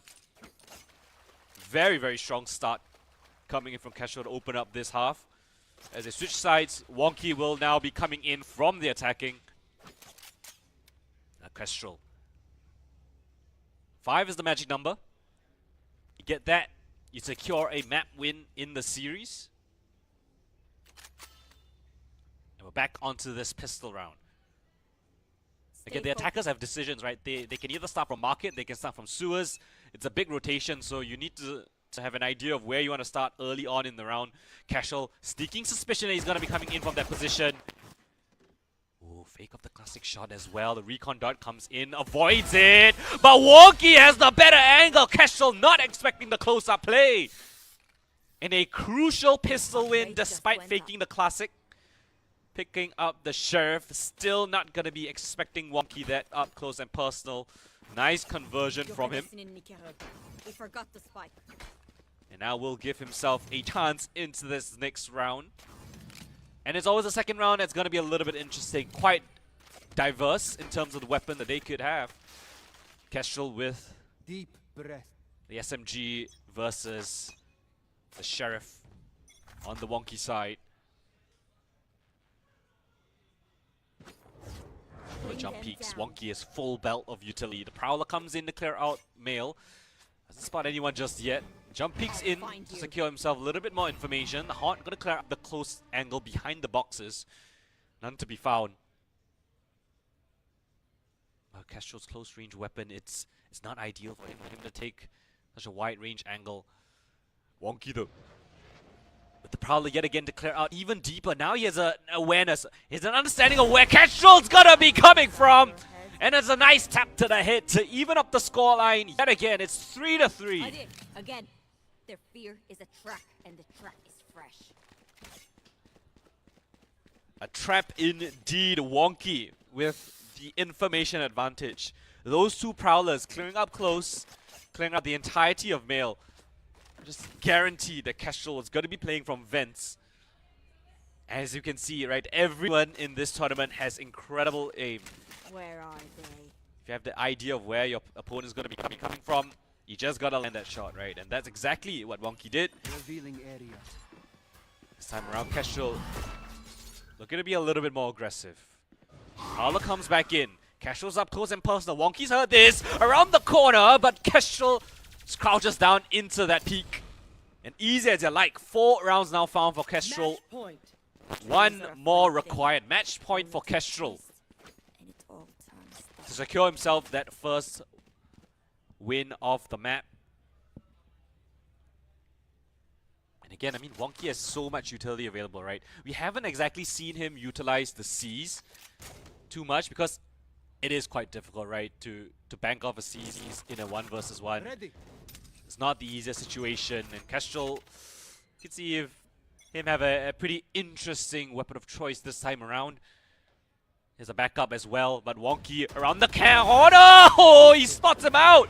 Defenders win. Wonky actually had the drop on Kestrel, but the wide swing from him and the readjustment will secure him the first map of the series. 1-0 up, Kestrel goes. As we swap sides and prepare for the next bout. 5-3, the scoreline for Kestrel. And a pretty solid one at that. I mean, yeah, if I'm looking at the scoreboard actually, yeah, Kestrel actually had a pretty strong performance right there. Despite Wonky having pretty decent reads of the situation, pretty decent utility as well. It just comes down to the 1v1, right? That is exactly what we're playing here for, which is, you know, the kind of mechanical aim.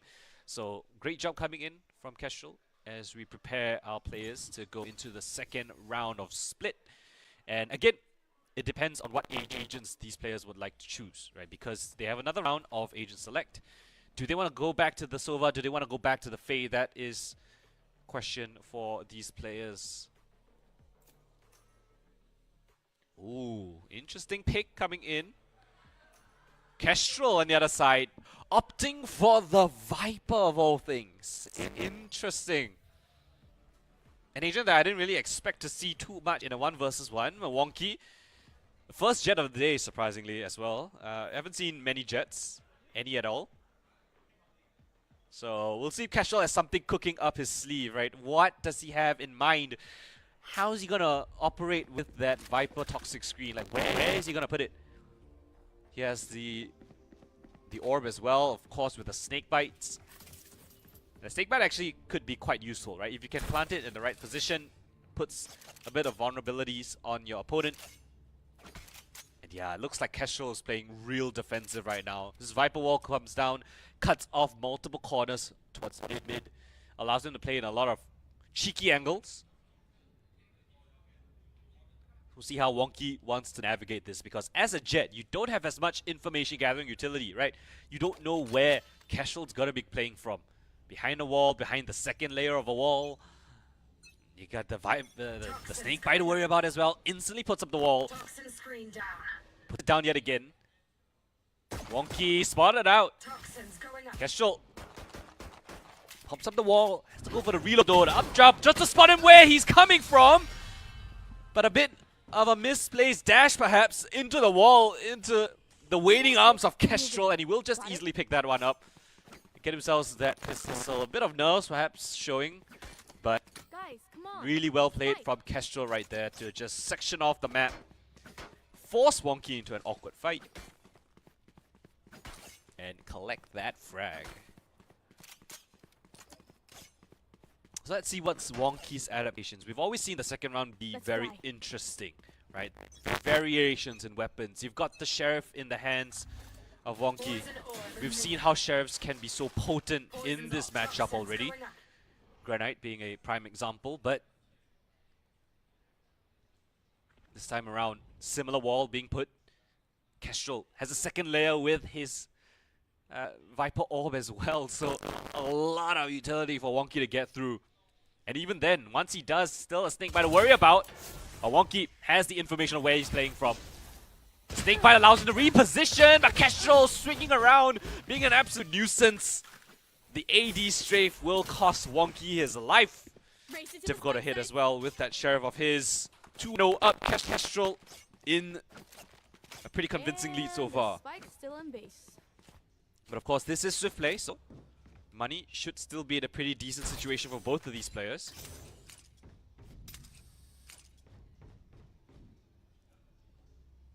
How does Wonky navigate this, right? This is gonna be fun. It's an agent that you really don't expect in a 1 versus 1. But so far, Kestrel has been playing it to perfection. His utility usage on point. Wonky doesn't want to disrespect this smoke. Question marks garnered. And as the smoke finally fades, he has a little bit of time to navigate this. Around the corner, Kestrel bests him yet again, this time in the mind games. He has never played in that close position before.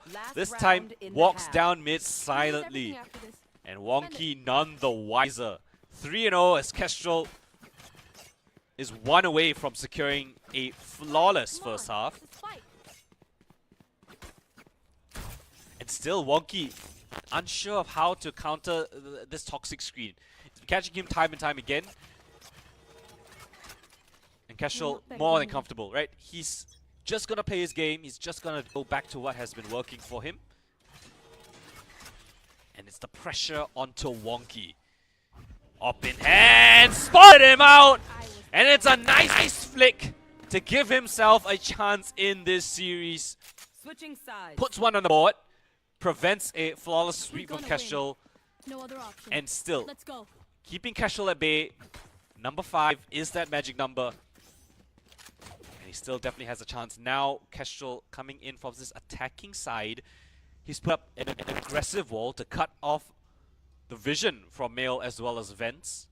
allows him to get into a very advanced position if he would like to, and Wonky can't really do anything about it. Right, he is a jet. Can't really stop Kestrel from advancing.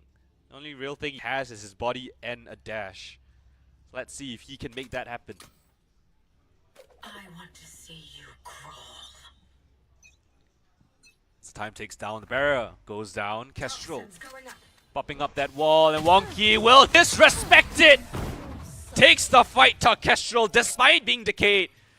Sometimes, when your back's up against the wall, you just need to, you know, anchor down, look forward, and just absolutely give it your all.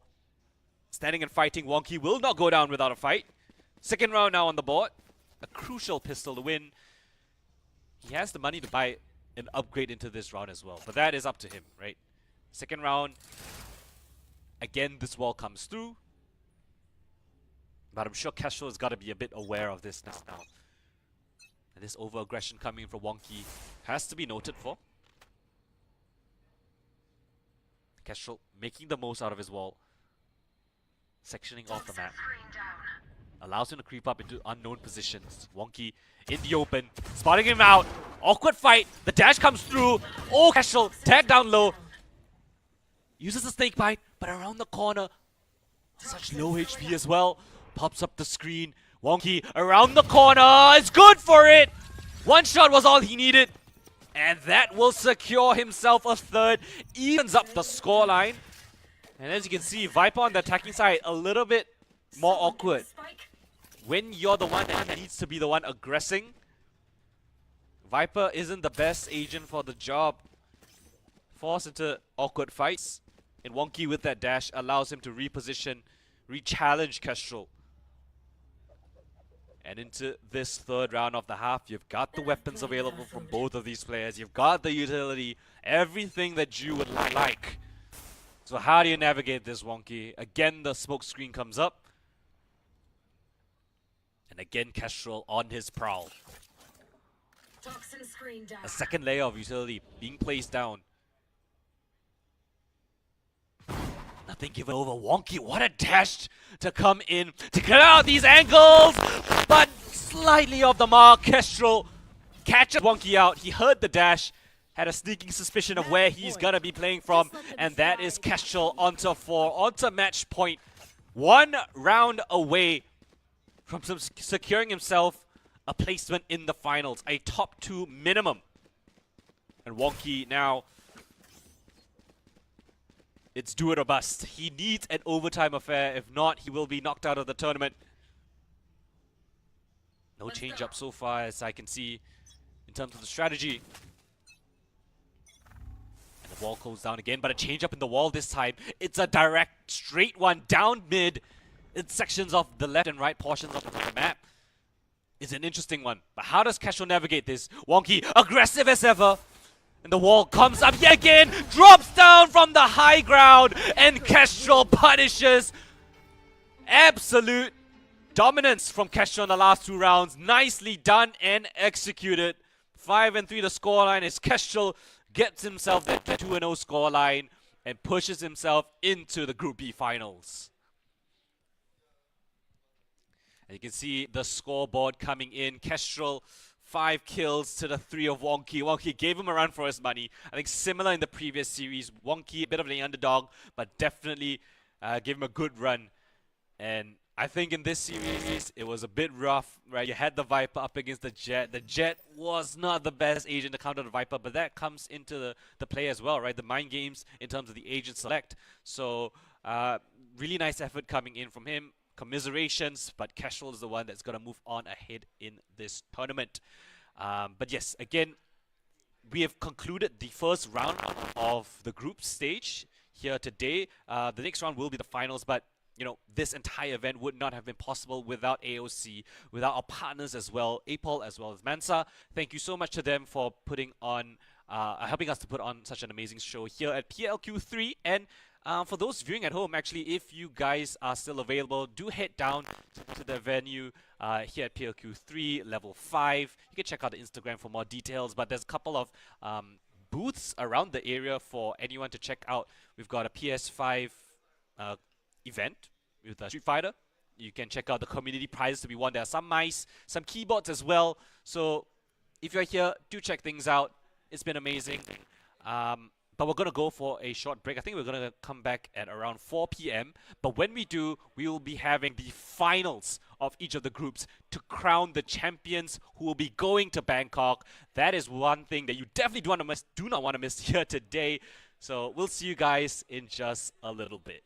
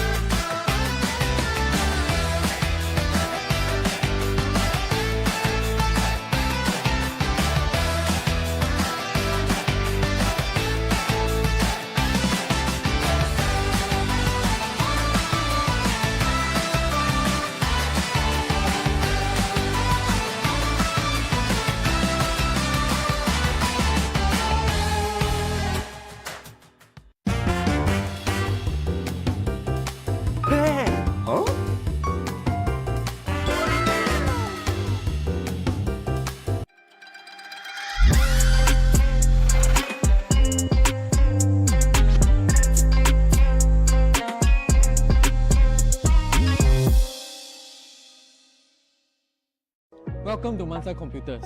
We're a custom PC building company. We make custom PC building simple, so leave the hard part to us. We do repairs and upgrades too. Our turnaround is within 1 to 3 days. Kelvin, when did this PC come in? Today. And when is it going out? Tonight. On rare occasions, if you require more time, we will loan you a working component to minimize your computer's downtime. We use brands that you know and love, and if you like other brands, we can order them in too, based on availability of course. No shortcuts are taken during the build process, and every PC is stress tested to make sure they're stable before we send them out to you. We have free delivery island-wide, unless you live in Pulau Ubin. All new PCs come with 3-year warranty and free first-year on-site service. This means we'll go to your place to fix the issue. We have over 1,000 5-star reviews on Facebook and Google for 5 years straight. If you're shy and don't want to come down, you can visit our website where you can browse through a whole list of components, and you can even direct WhatsApp message one of our teammates if you have any inquiries. And if you like a face-to-face quote, we're open 7 days a week from 11 AM to 6 PM. So remember, getting a custom PC is so easy. We're just a message away.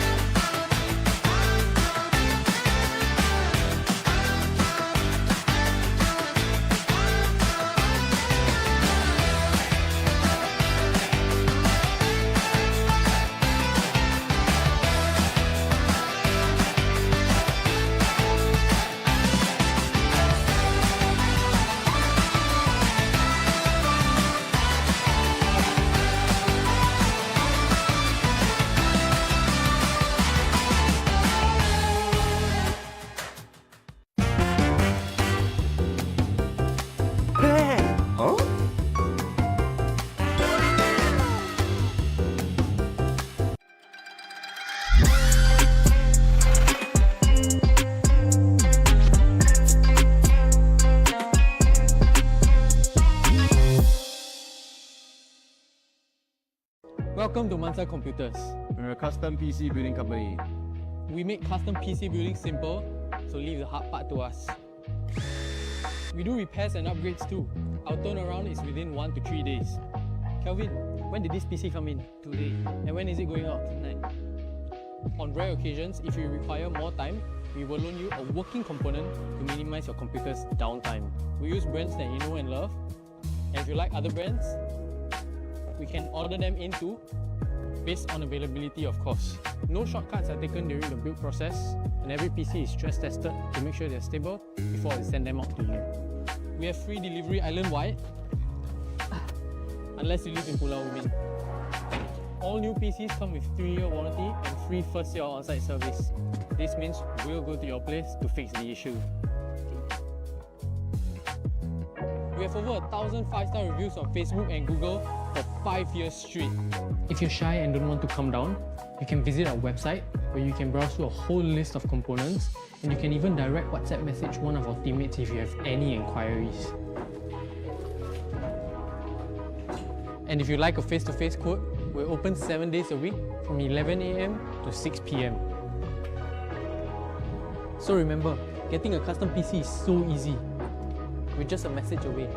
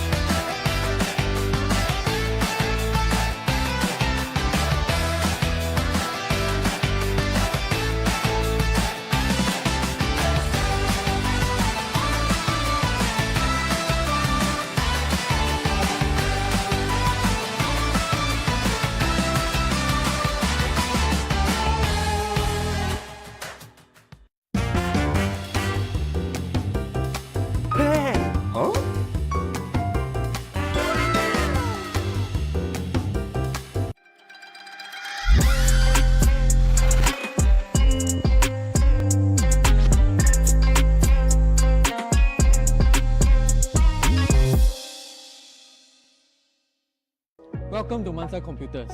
We're a custom PC building company. We make custom PC building simple, so leave the hard part to us. We do repairs and upgrades too. Our turnaround is within 1 to 3 days. Kelvin, when did this PC come in? Today. And when is it going out? Tonight. On rare occasions, if you require more time, we will loan you a working component to minimize your computer's downtime. We use brands that you know and love, and if you like other brands, we can order them in too, based on availability of course. No shortcuts are taken during the build process, and every PC is stress tested to make sure they're stable before we send them out to you. We have free delivery island-wide, unless you live in Pulau Ubin. All new PCs come with 3-year warranty and free first-year on-site service. This means we'll go to your place to fix the issue. We have over 1,000 5-star reviews on Facebook and Google for 5 years straight.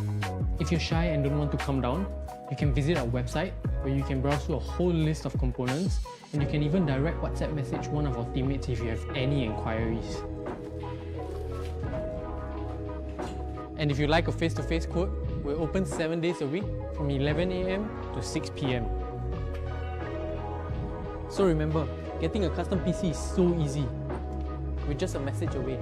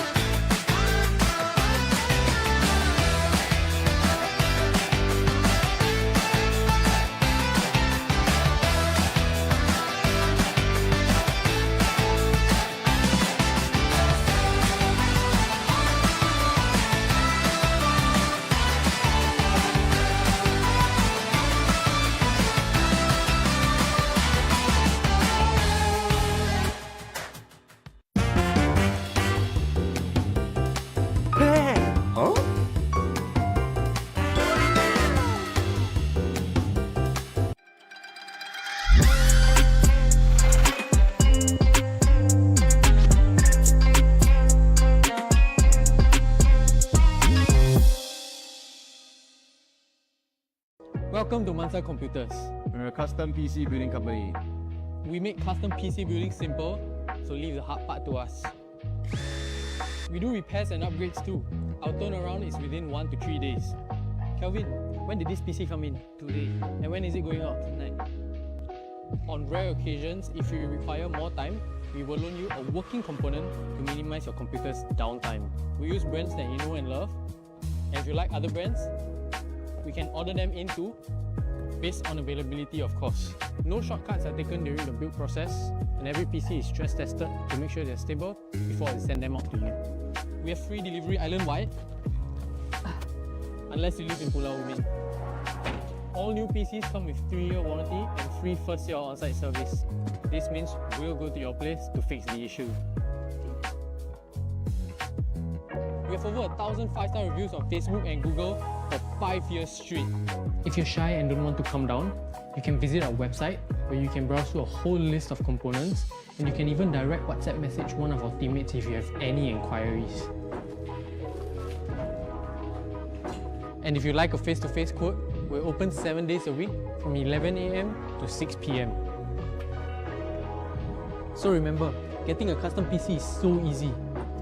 We're just a message away.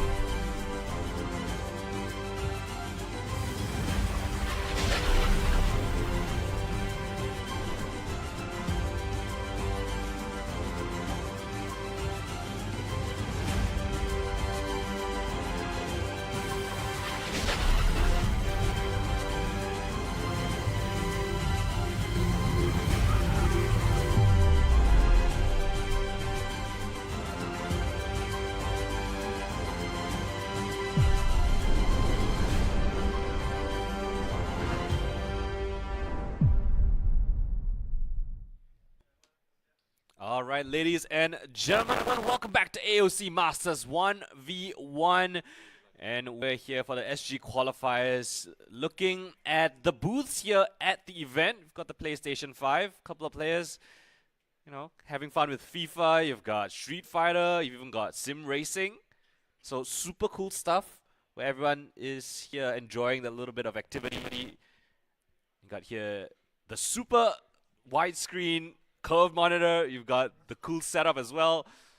Different kind of sim racing available. You got the flights as well, right? So a lot of different stuff, the flight simulator, for you guys to try out for whoever is here at the event. Really, really cool stuff. And yeah, it's all these small little activities for you guys to try out if you are down here at PLQ3 level 5. We've got all these peripherals from AOC. Do check them out. Thank you so much for everyone who has come down for the event here today. And hi, I'm here. We are gonna go jump into the games in a short little moment, but we are down to the final 4 players in the entire tournament, 2 from each of the groups. This is Group A finals between First Love as well as Divine. 2 of these players exceptional in their own rights. They've been playing in VCT, they've been playing in multiple tournaments, very accomplished. But only one gets to stay on in the tournament. Only one will get that Grand Finals prize. All those cash prizes as well as peripherals. And of course, that ticket to Bangkok to play in that main event. So, super cool stuff. And we're going to go into a different map here today for the first time today. We've seen a lot of split down mid. But now, the first battlefield will be Pearl. And the exact location will be towards B Long. That side of the map, and the main fight will be towards that B Long position as well as the B side. So a lot of different areas for both our players to be playing from. And the agents that they're gonna be picking up is pretty interesting. First Love opting for that Viper. So we saw that Viper earlier on in the day when Kestrel picked it up, and he did win out his half as well as the series. It made things really difficult for his opponent to try to bypass all of his Viper utility. You know, the decay that you get through the Viper wall, the Toxin Orb as well, as you got the Snake Bites, the Mollies that make you vulnerable. On the other side of things, the Sova picked up by Divine on this attacking side. Very curious to see how these players will duke it out. First Love, that's the Viper, so you can put down that Viper's toxic screen, cut off portions of the map, give himself that advantage, and here we go, ladies and gentlemen, off the bat. Divine already taking a boatload of damage. The Owl Drone to try to scout out where First Love could be hiding, but First Love dodges it perfectly so, but small little corner spotted out. Divine knows where he's going to be coming from. The toxic screen comes back up, and First Love now dancing around the pillar, dancing around his utility. He still can retreat back towards the side, but as the wall fades, close fight corners, both players on barely any HP to work around with. One bullet would surely do it from either of these players. One is all it's gonna take. Timing as First Love creeps back behind the pillar, but Divine with the classic down long range. Gonna find that first kill and that first round on the board for Divine, if I'm not mistaken. I think we have a small little visual overlay discrepancy, but not to worry. First Love will be the one on that Viper, so yes.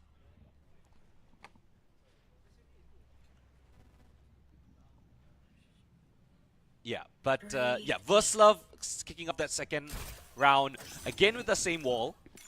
Again with the same wall as the Sova of Divine attempts Take flight. his crusade down towards that long position. Both with the snipers in tow.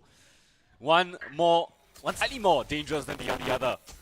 Marshall in Divine's hands tags down just a bit because of the snakebite. First up with the reposition around long backside from the halls. He has the Marshall of his own whiff shot coming in from First Love as Divine hits that one. And on 50 HP, Divine just needs a body shot, tags him through the wall. One more is gonna do it. Both players yet again on barely any HP to work around with. One bullet of any kind will do it, and through the wall, Divine's shoulder peeks out just a little bit too wide. And First Love will answer back in kind, 1-1. Now it's my turn. As we head over to that third round. Decisions to be made. Different weapons that either of these players could have. Bit of a interesting strat coming in from First Love. We've seen him play earlier on in the day, actually the first match. So First Love has had a lot of time to observe how his opponents have been playing, how the meta has kind of evolved in this 1v1. He's been real ready so far. He really wants this win right here. A nice set of utility to force back Divine. Keep him isolated in a corner. Owl Drone comes back out. And First Love will be noted for. Scanning ahead. Recon Dart again to push him back, and the operator will sing out loud. Divine, nice shot coming in from him, peeking through his opponent's wall, not letting First Love have all the map control that he would like. At some He point, stamps you his have foot to down get and the lets First Love know that he is here and he means business. Last round of the half on the cards. Divine has found success with the operator in his previous match here today. He brings it out yet again and is looking to replicate that sort of success. Similar setup coming from First Love. Still confident in what he has planned for this 1v1. Definitely has done his homework. Recon Dart to clear out the close range angles. Toxic Orb just for his retreat as Divine post-ups it up. And the reactivation of the orb allows for his cross. First Love, very aggressive around his wall yet again. The drone available for Divine if he so chooses. deploying And he drone. will activate it. Cancels it though. Very cautious, very wary. But around the toxic orb, First Love catches him off guard. And just like that, we're tied up at the half, 2-2. Switching sides. As we swap sides, it's a bit of a toss-up. The Viper now has to go on the offensive. He can't just hide back and wait for his opponent to creep into his angle. He's the one that needs to take the initiative. Divine can sit pretty towards the side itself. And of course, it comes down back to the pistol, right? So, very curious to see how First Love wants to use his toxic screen. Does he want to use it for the side itself? Or will he use it a little bit closer up? Near to where he's playing from. As the clock ticks down, we are back into the second half. Drone Recon Dart available for Divine. But they're both playing it real cautious, real careful. They don't want to give away anything. Keeping up close. First Love doing his due diligence, clearing all these close range angles. Divine, jump spot, and he will note where First Love's position is, but likewise, information passed across to First Love. The drone comes back, First Love tucked in the corner, activates his wall, doesn't want to get caught off guard. The drone will still spot him out, a little shoulder, give it over. As the wall drops, it's just down to a 1v1, the headshot traded, but the Sheriff is just that much stronger. And that's the third round for First Love as he confirms that pistol and secures it for this half. And yeah, coming into that second round again, you have the decisions, right? You can go for different buys, but considering that B long is, well, pretty long, you want those long-range weapons. Give yourself a little bit more of an advantage. So both will opt for that decision. Of course, Divine has to sacrifice a little bit more because he did lose that round. Doesn't have as much economy. He doesn't have as much armor. But up and above, Divine catches First Love off guard. Playing above his opponent's wall. And one headshot is all it's gonna take. Doesn't matter if you have full armor or not. That Marshal will deal fatal damage. And we're all tied up yet again, 3-3. Into this round, weapons available for both sides. They can go for those rifles purchased up. But Divine, with that win right there, turns the tide in his favor. Again, interesting to see that First Love only activated his wall when he was rather close in the pistol. the second round, Standing ahead. use it to try to get access towards the site, but not expecting Divine to be up close and personal above his wall. And again, Divine holding on the angles, both of them. The scoped weaponry. One shot will do it for either of them. Clearing things out diligently. Divine has the advantage with this drone. If he does choose to use it, and yes he will. Ensuring that these close range angles have not been occupied. Here's First Love creeping up close, making a boatload of noise, forces him off the drone. The wall should be able to guise his acceleration towards the site. Divine now has question marks. Where could First Love have crept up to? Standing ahead. Recon dart. Broken. Spotted out. First Love yet again activates the wall for his retreat. And such a back and forth matter. First Love, so many angles to watch for. So many angles to worry about. But Divine actually peeks out towards the left side of walls and it's gonna catch First Love off guard. Not expecting that angle. Make them big. And just like that, Divine, the first one to find that match point. 4 on the board. One more to secure himself that map win. Which will propel himself 1-0 up in the series. And one step closer to flying to Bangkok.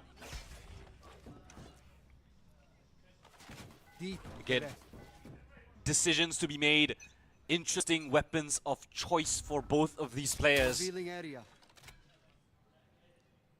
And as the tide switch, Divine has found success with this weapon, and he's gonna stick with it. His tried and true around the corner, close range fight for Divine, and the operator will sing 5-3 Divine.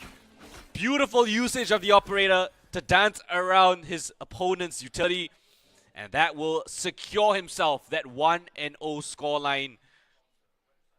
Great job coming in from the Sova, and despite First Love's attempts at really forcing Divine off, making him play passive, he's always found dynamic solutions.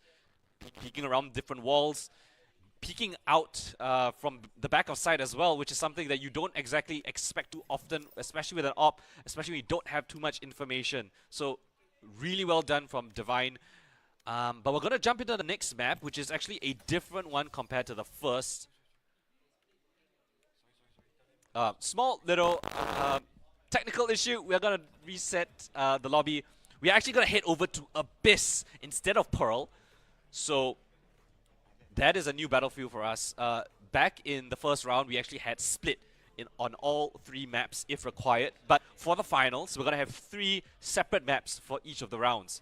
So the first round, as we all watched, it was Pearl PB long. But the second round will be Abyss mid. So we're just going to reset the lobby for the time being, but to stay with us. But yeah. Yeah, just taking a look at the battlefield. If you guys are here to support your friends, do come up to the front, support them, cheer them on. I'm sure that the audience, you know, the energy will pass over to your players, or to your friends, I guess, if you're here to support them. So do cheer for them, do cheer them on if they get their win. Because, yeah, winning this match has so much stakes, right? You get your ticket to Bangkok, you get to play in that main event, which is super, super cool, right? You get to play in an overseas environment with different players from different regions. But yeah, really, really cool to see. And my question is that, are we going to see similar agents, right, being picked this time around? Because we saw Viper being picked by First Love. Is he going to go back to that slower pace style where he did pick the Cypher, he did pick the Viper, so he may be choosing another Sentinel, maybe choosing a controller to be played. But Divine, I mean, he's been very confident playing with an operator. So I won't be surprised if he goes back to that weapon in the later rounds of the half. But I think we have Abyss on the cards already. So let's see what agent we're going to get for this map. And of course, the battlefield for Abyss is going to be down towards mid. So it's an interesting approach. Abyss, a map that has not been in the map pool for too long. But I think these two players more than comfortable, more than experienced in playing Abyss. I'm very interested to see what is their philosophy. Viper seems a little bit more difficult to be used on Abyss mid, so I won't be surprised if he has maybe a different controller, if he has an initiator, you know, for that long-range information gathering. Have to wait and see. But Divine has already secured his pick.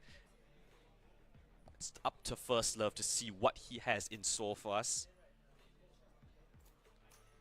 And to me, it tells me that you know, after that loss on the first map, perhaps not as confident in his strategy, but he's gonna opt for the other controller. It's gonna be Omen versus the Sova. We've seen those two agents being played here today already. Sova has been a premier choice for a lot of players because you have those double abilities to get information. But Omen, on the other hand, is very potent in actually getting the kill. Right? The paranoia goes through walls, very potent. As long as you know where your opponent is, you get that paranoia to hit. More often than not, you have a major advantage in that 1v1 fight. But the issue is getting that information in the first place, and that is where Divine will shine. He has the recon abilities of a Sova. So going back into the pistol round. Divine just needs this map secured, and if he does, well, he's got to pack his bags because he's going to head over to Bangkok in just a couple of weeks. As the time ticks down, pistol round on the board. First Love needs this win to give himself a chance in this best of 3. Long range fights and ghosts are the premier choice for both of these players. No paranoia available because of that purchase, but the smokes will allow him advanced access towards the position of Divine. Very long range fights, spotted out in the open, and Divine's long range classic of all things is gonna do First Love in. Not expecting Divine to just swing out wide, and caught First Love in the open. And so first round goes in the way for Divine. Second round on the cards, and I think similar to B-Long on Abyss, these long-range fights do favor those scoped weapons, so won't be surprised if they pick those up. Let us hunt. A little bit more economy for the side of Divine because of that win. But First Love, Feeling area. not the most ideal weaponry to use. A teleport in, a scoped weapon in hand. But Divine, cheeky as ever, playing the patient game. He knows that First Love, onus is on him to make the advance. They let the time tick down, and the defender will have that advantage. But it's awkward. This weapon is meant for long range, but little do they know, they're right around the corner. They both spot each other out. A tag onto Divine. But because of the armor, he's given a second chance at life, and a hit shot through the boxes will get Divine that second round. Super close margins. If Divine had bought a half armor, he would have lost that fight, but thankfully so, because of that win in the pistol, he's able to buy up all the armor that he would like. As we head over to this third round. First Love. Been very methodical in his route here today. Very, very cautious of what abilities, what agents he would like to choose. But Divine Sova seemingly has his number so far. The drone, not going to be able to spot out anything for the time being. First Love, able to dodge all the recon information. And the teleport being heard by Divine, but he's unknown where he could be. The paranoia actually hits, spots him out. First Love with the one tap. Gonna take down Divine with a very creative play. Last round Teleports in into the his half. smoke, pops the paranoia, and the teleport back in as well. What a play coming in from First Love, and that will secure himself the first round for his side.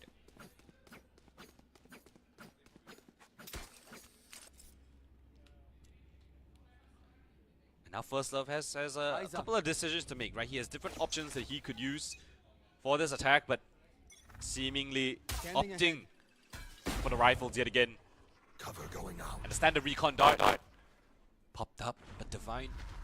Oh, this is interesting. First Love, is he aware of it? The one-way smoke. But Divine. Time is ticking. They spot each other out, and First Love will catch Divine. Overexposed, overextended. And it was a matter of time before Divine had to make a play. First Love with that patience.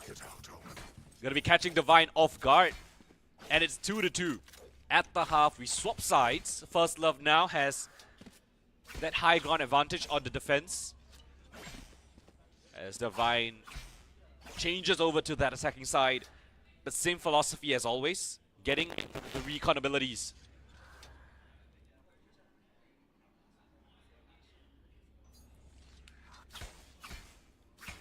Couple of interesting purchases. Again, different philosophies. Divine with the utility. Eyes on target. First Love with the gunfire. Sheriff in First Love's hands. As the drone comes up. Divine ensuring that these close corners have not been occupied by First Love.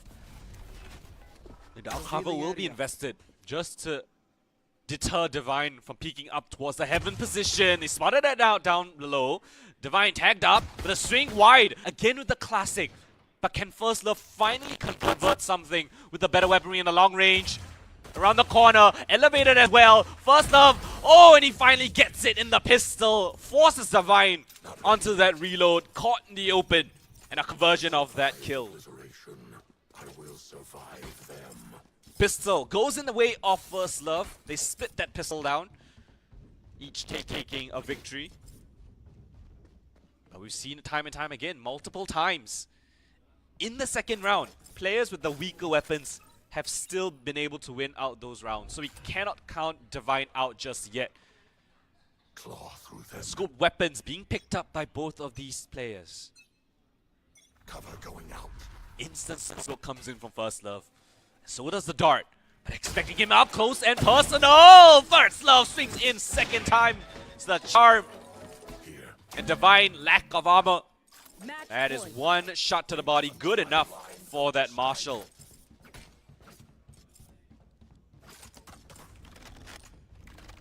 No, I think both of these players very much aware of how this fight is going to take place. Similar weaponry invested. First Love with some creative smokes we've seen so far. I am everywhere. But he's still got one more round. First Love on that match point. One more win will force a third map. Recon Dot comes in. Oh, and he's gonna get tagged. No, doesn't get tagged. What an interesting situation. A paranoia comes through. Divine's flustered around the corner. Here's the teleport, but he has no idea where First Love has gotten off to. So much confusion. Could it be a fake teleport? Did he commit? With an close range, that does not favor him in that fight whatsoever. And First Love with the tricky side steps. Back of the line, and he gets that kill. 5-2. First Love tie the series for the first time today. They split 1-1. We're gonna need a third map as a decider. Speaking about that third map, we're actually gonna get Sunset, which is the third map for the day, for the finals. Finals round 3 will be Sunset mid. So players have played Sunset before in the online qualifiers. So I won't be too surprised if they have a couple of strategies up their sleeve. So curious to see what they're going to be bringing in again. But for the looks of things, I think Divine very comfortable playing that Sova. You got First Love comfortable on the controllers as well as the Sentinels, specifically Cypher, since the Sage, Deadlock, Killjoy has all been banned out. But yeah, super close fights. I think First Love definitely had the advantage going into the second map, but Divine found his groove. He understood how First Love was going to be playing. But at the end, First Love coming out clutch with a couple of really, really cool rounds. With the teleports in, I think he's showing everyone how to play that Omen properly. But yeah, just a couple of seconds before we get this match underway. Sunset at mid, the battleground of choice, as we head over back into Agent Select to see, which agents these players would like to select.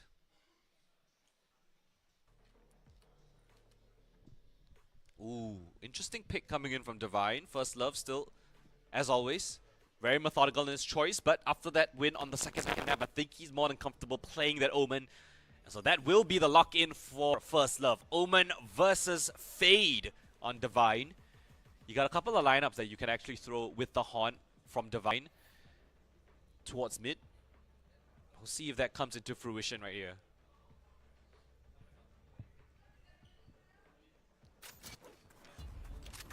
We've seen them play this map before in the online qualifiers. So how do they want to navigate this? How do they want to use their utility? You can go over towards the second mid position, down towards that alley lane, but it's not going to be easy, right? You gotta cross across first. First Love definitely has the advantage with the teleports. But yeah, super close games. First Love, the Sovereign Sheriff. Wait, not sorry, not the Sheriff, the Sovereign Ghost. Oh, and they're both really locked in. They all have their utility in place. No one faffing about. Find you. Instant one-way smoke popped down by First Love. The Haunt will get broken as well. A bit of mind games. Drop from First Love. A couple of shots being fired.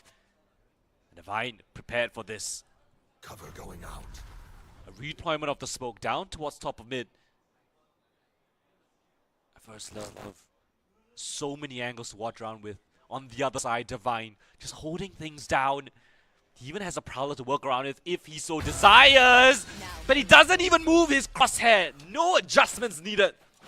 Crosshair placement was, as his name describes, divine. One tap to the head, it's all it's gonna take.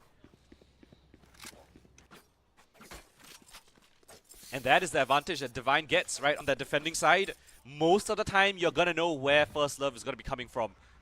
On that right side of the map. On the other side of things, First Love has to clear out so many different angles. But he has that Omen.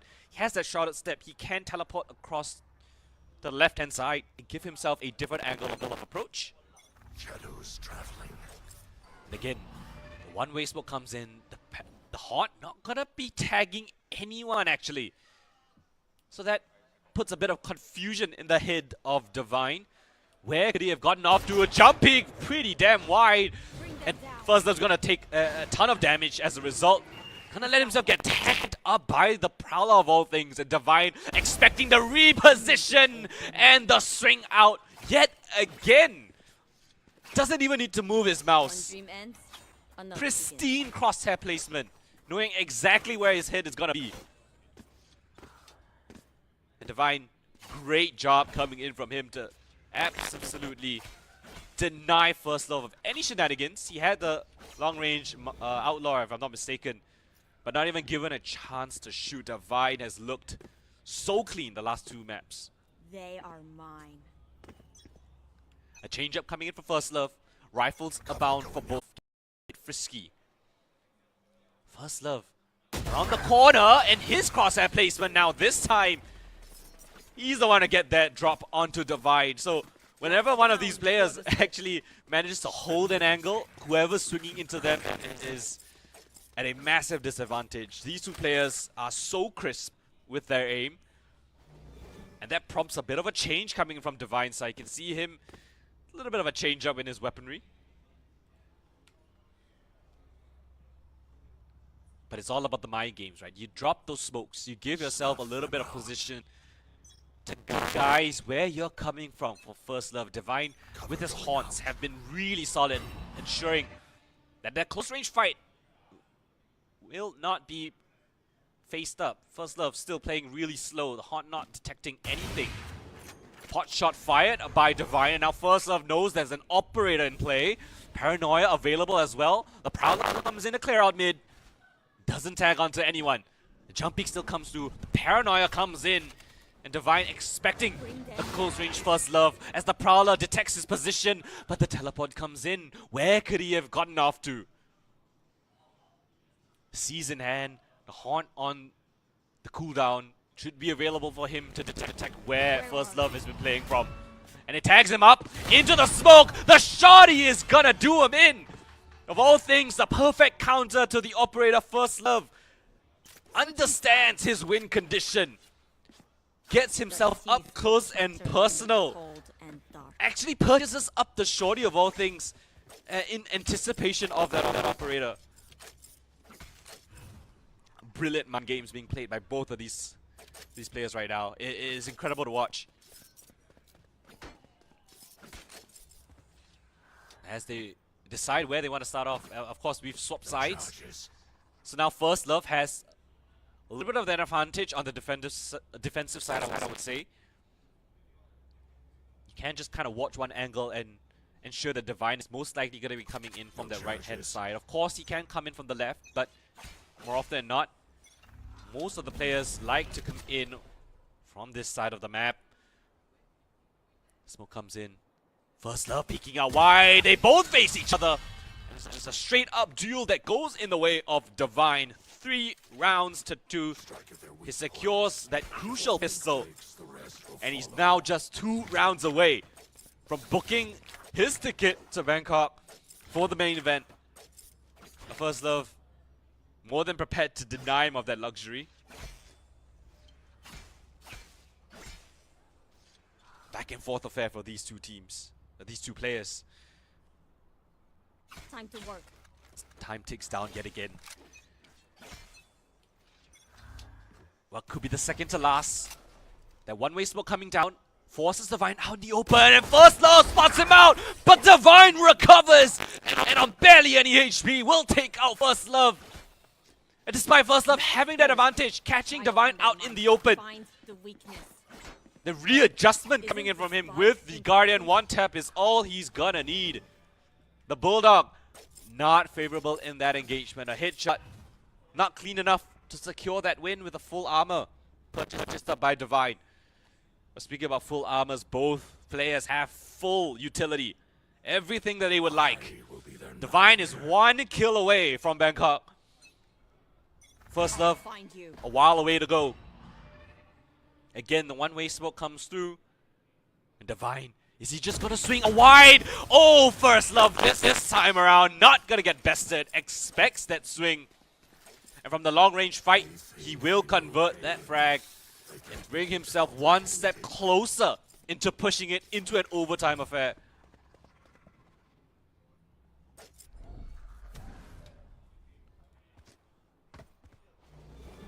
Now's the time. Now is the time to cheer on your favorite players, your friends.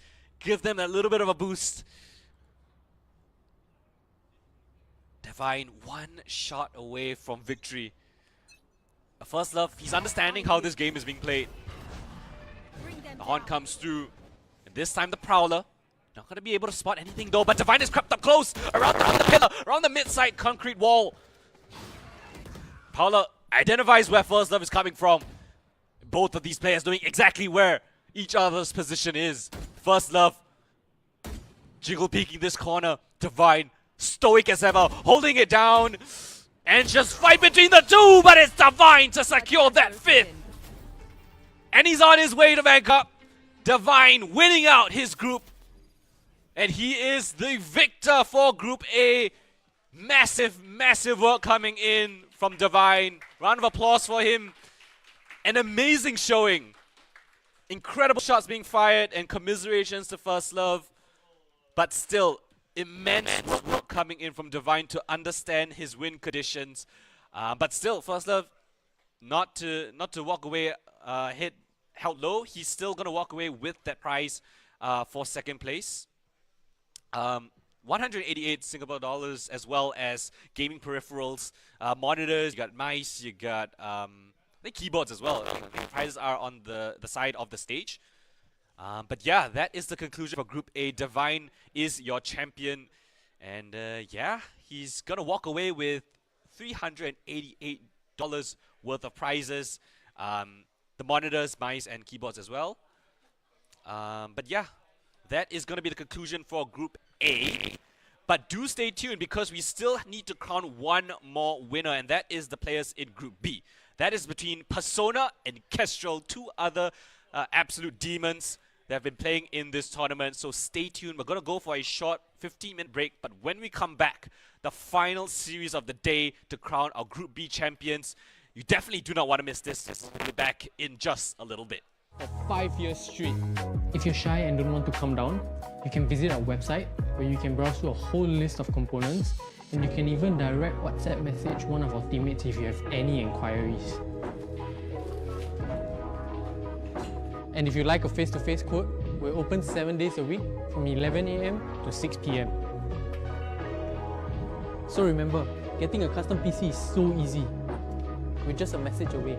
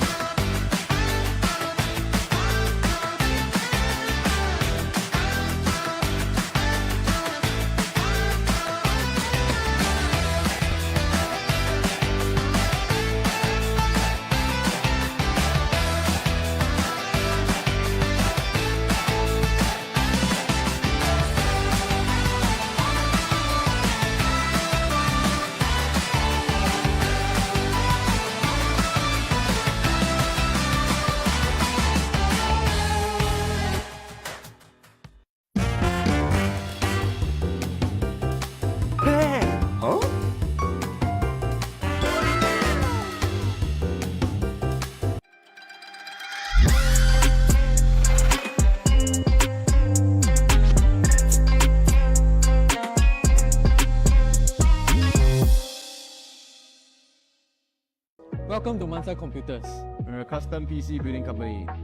We make custom PC building simple, so leave the hard part to us.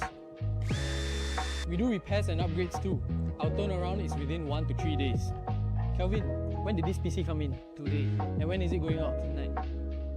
On rare occasions, if you require more time, we will loan you a working component to minimize your computer's downtime.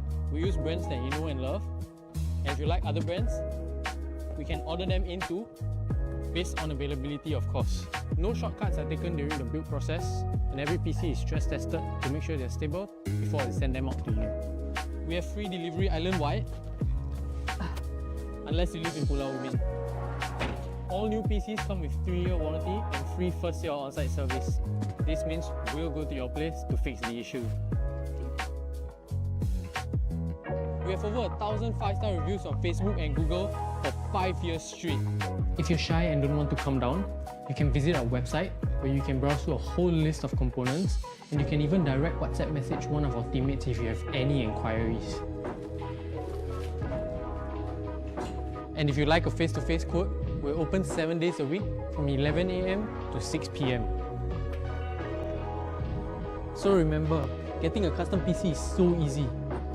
We're just a message away.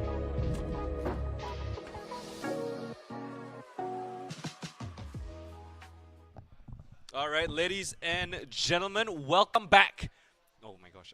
Welcome back to AOC Masters 1v1 SG qualifiers. We are here with the final match of the day. It's been a pretty eventful day so far. We've got a lot of very interesting matches, crazy plays coming through, a couple of sick flicks as well. But we're down to the final two. It's down to Persona, it's down to Kestrel to see who's coming out on top and who's going to go over to Bangkok. We've already crowned our first champion, Divine.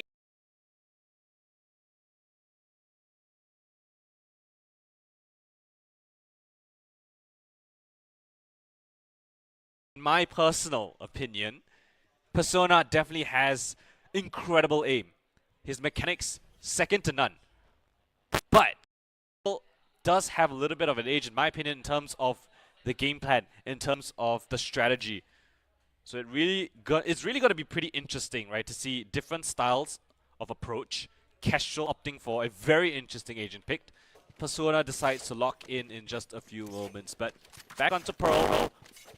I guess they kind of have a little bit of an advantage, right? They have been able to watch their previous matchup, seeing how Divine, seeing how First Love has played on this map, whether they want to adopt a similar approach or whether they want to have something a little bit different. Back soon. The Yoru being picked up is an interesting choice of all things. Decoy. An agent that we have yet to be seen. The thing is, Personas could be starting out on the attacking side, which is not exactly favorable for a Cypher. But it doesn't really matter because it's gonna come down to the gunfights. And so here we go, Persona versus Kestrel. Portal closed. The TP is gonna be expiring for Kestrel. He's got his setup at the back of the side already to kick off this first round. Persona. What can he do? Jumping up, Kestrel spots out where Persona is gonna be coming from. The camera taken back, but damage done onto Persona already. One more Cypher Cage. That's all this utility. Meanwhile, Kestrel just swings out wide. Takes off Persona's head. And that is the first pistol going in his favor. Doesn't really need any shenanigans with the Yoru, but Never think you're safe. we're still gonna get that victory for himself. The aim duels, good enough. And we're gonna have a short little tech pause as we sort things out. But very interesting to see. Right, we have that Yoru being picked up. Going up against a Cypher, that is something that can bypass the Cypher utility, right? You have the clone, you have the gate crash, so you can bypass all of that Cypher utility or even just activate it, right? Give yourself a little bit of information, throw confusion into the mind of Persona, and we're gonna have to wait and see how that one's gonna pan out. But I think we're gonna be sorting out things in just a few moments. But anyway, shout out to Aegon by AOC, as always, for giving us such an amazing event to have. Thank you for everyone who has come down, whether you're watching online, whether you're here at the event. We appreciate you. And of course to Apol as well as Mensa, our partners, making all of this possible. Okay, time ticking back down. We're gonna go back into the second round of play. And of course, again, long-range fights dictate that you kind of need to buy a scoped weapon, right? Give yourself a little bit more of an advantage in that situation. And so now Persona, his turn to be aggressive. Cypher Camp out, Cage for the cross, spots out where the Yoru utility is. Does he expect? Oh, spots the shoulder from Kestrel around the corner. Nice shot coming in from Persona to even up the scoreline. A beautiful headshot after identifying where Kestrel was going to be playing from. And that is an even scoreline, 1-1. It's a bit of a trend. Whoever wins the first round kind of tends to lose the second. A bit of a change up between players as we head over to this third round where both economies are in a pretty decent situation. Both can go for buys. Rifles have been purchased back up. And a belt full of utility for either side. Persona. Cage triggered. Again, with the standard Cage for the cross. The teleport from Kestrel. The commitment, that is bold. And Persona expected. Fully clears that corner. And will take down Kestrel. That was so bold from Kestrel.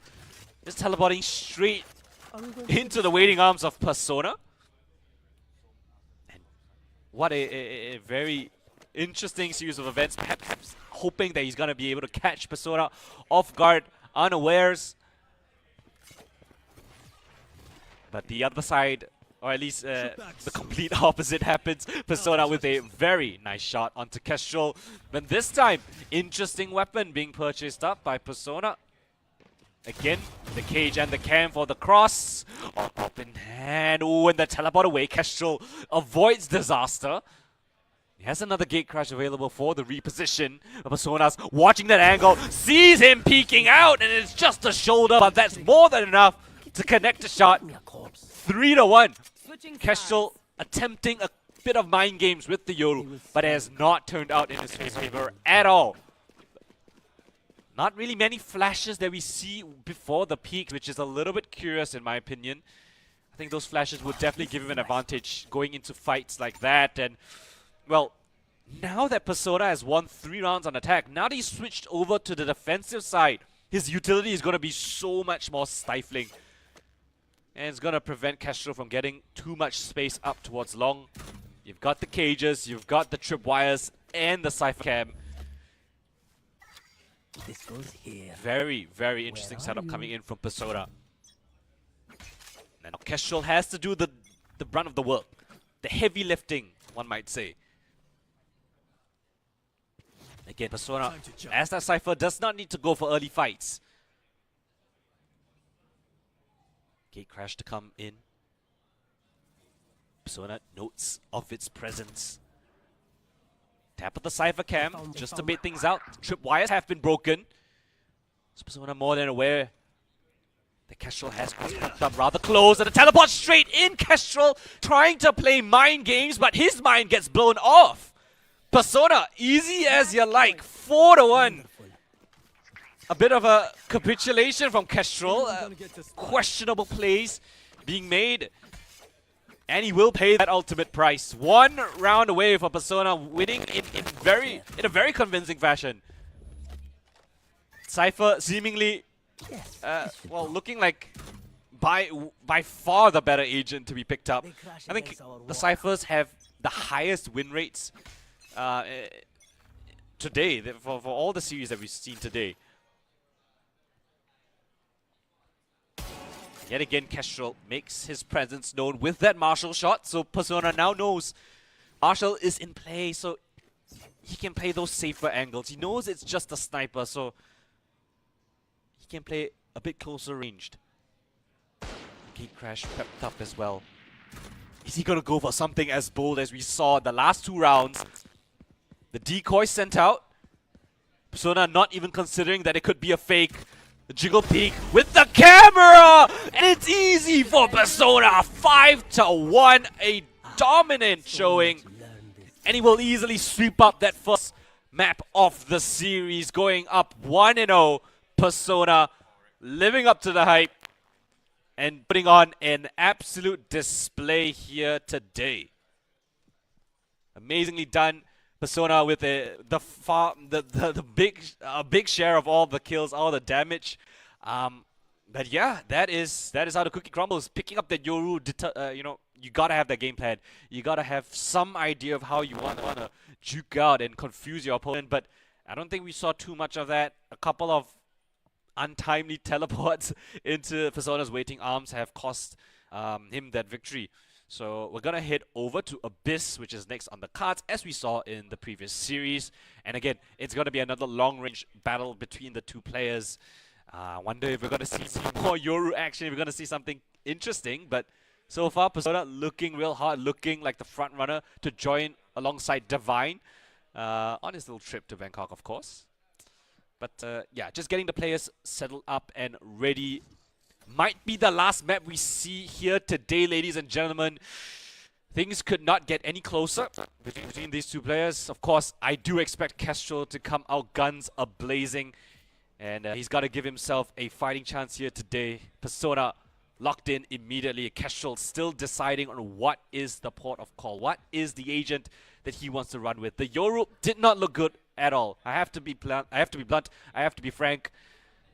So I have to see what agent he chooses otherwise. Abyss, a map that both of these players should be pretty comfortable playing on. Mid is a portion of the map that has been tested before. They have seen it in the previous series. They have an idea. They saw literally this potential matchup. Sova versus Omen in the previous series. Divine versus First Love. And First Love was able to win that, I think. So Omen, definitely an option. Sova, the choice for Persona as Kestrel locks in that Omen. We'll have to see how this one's gonna pan out. Will history repeat itself? Will the Omen best the Sova yet again? Or does Persona have something different planned for this match?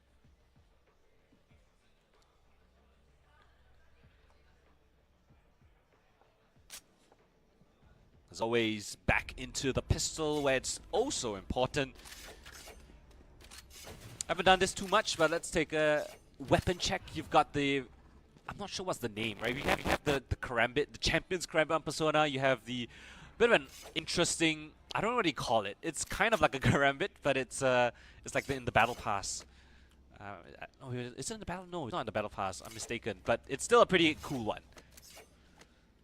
Regardless, it's gonna come down to the rifles, to the pistols, to the SMGs, those long-range guns in the pistol.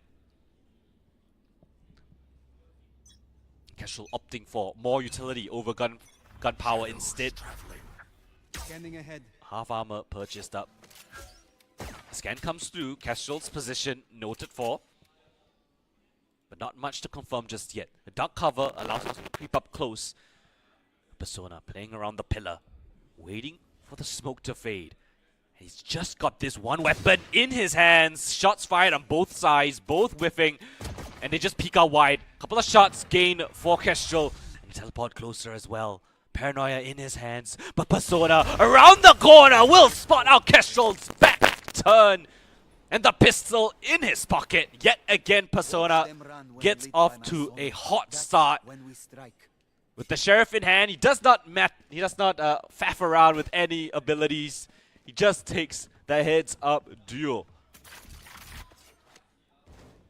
And again, we're gonna go back to the second round. Testing things out with all your weaponry that you have. Different philosophy. Oh, never mind. Similar philosophy, I guess. Obviously, Kestrel has slightly less economy, so he cannot go for everything that he would like. Persona, yet again, confident as ever. Recon dart comes in, spots out where Kestrel is, doesn't even need a ping of the recon bolt. A brilliant shot through the boxes. A wallbang hit shot's gonna do the trick. And an amazing double kill to kick off the second map. And now, again, similar to the first map, Bax against the wall for Kestrel. He needs to start putting rounds on the board. He needs to give himself a little bit of a buffer when he, changes over to that defensive side. And now full utility belt for both of the players. Rifles, Vandals in their hands. Winner Smoke to avoid the recon dart. Spots him out. Persona around the corner. Sidesteps come through. Labored spray. Kestrel barely able to bring Persona down, but it's just 7 HP. The difference between a third round on the board and putting one on for Kestrel. Still sitting on that goose egg. 0 points to his name. 0 kills to his name. And Persona looking to run away with things. What I believe to be a rather close matchup. It seems like Persona just has Kestrel's number. They tire. We don't. The final round of the half. Everything that you would like. And Kestrel yet again using his smoke to disguise his cross. And they're standing in the open. Persona does not care. The teleport heard. And Kestrel now being a little bit more sneaky with it. Teleport up and above.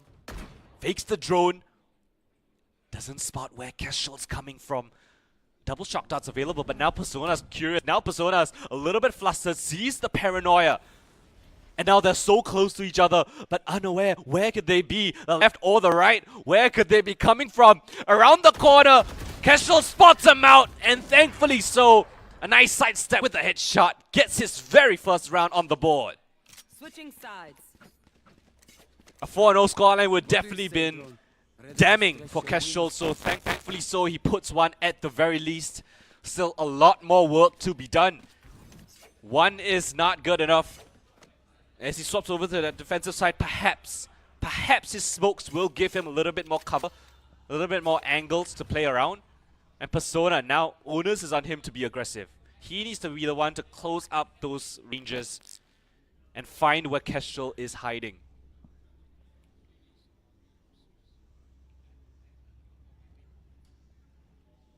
And the gun philosophy, yet again, similar to the first pistol.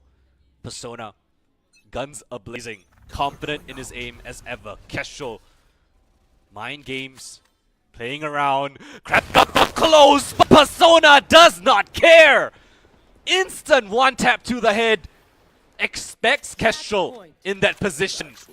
Despite not actually seeing the dark cover, despite his recon dart not getting any information, he's privy to those tricks that Kestrel has, and he's 1 kill away from going to Bangkok together with Divine on a plane, happy as ever.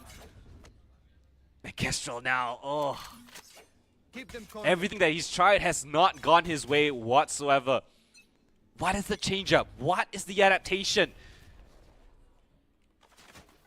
Do you just dig deep and try to challenge Persona? Do you try to play a little bit more mind games? Your confidence has been shaken. Kestrel, at the very least, comfortable in his spot. Persona has to be the one to make that first move, make that first peek in. Shock dart just to clear behind the boxes, down towards lower mid. And Kestrel knows what's on the line. One misstep, one misplay, and one good shot from Persona might just end his dreams. Spray down, the bulldog in hand. And he's playing it so safe, he's playing it so cautious. That dark cover makes him a little bit suspicious of that upper position. Kestrel swinging out wide. Ooh! Knife being pulled out. Tag down low. Persona still full of HP, full of vitality. And Kestrel full of bullets. He's tagged down on extremely low HP. The paranoia to push Persona back. Both barely holding on to dear life. The dark cover in the middle of the site, middle of the map.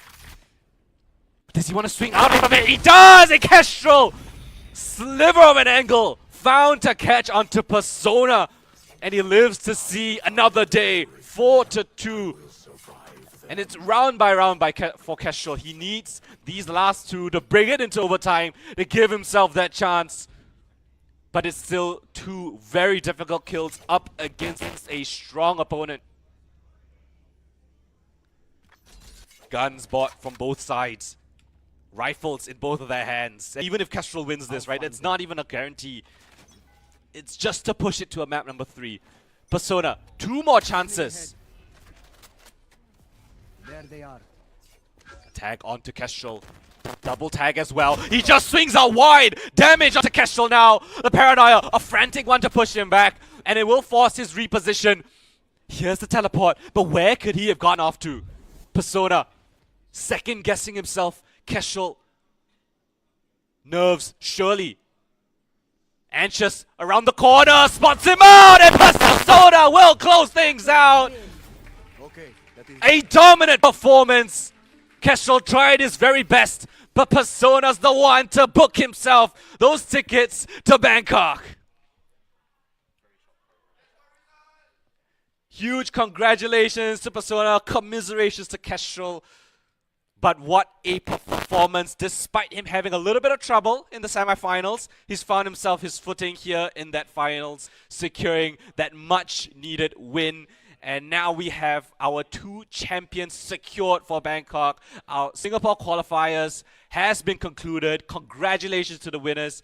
And congratulations to Divine and Persona specifically for being those champions of your respective groups. I would love to see them go up against each other. I think that would be pretty cool. But still, really, really amazing performance coming in from all of the players here today. Shout out to everyone who has participated. But yeah. Oh, yes. So, as we have concluded all the games here today, just want to give a huge shout out to Aegon by AOC, of course, the main hosts of this event, and of course to our partners, Apol as well as Manta, for allowing all of this to happen in a really, really cool facility, as well as at PLQ3. And yeah, amazing job from everyone here today. The players for all participating, from the online qualifiers to those who have came down to LAN. But yeah, we will be going for a short little break, but when we come back, we're gonna kickstart, I guess, the prize ceremony. So do stay tuned. It's just a short little break. When we come back, we'll be crowning our prizes to our 2 winners. We'll see you guys in just a little bit.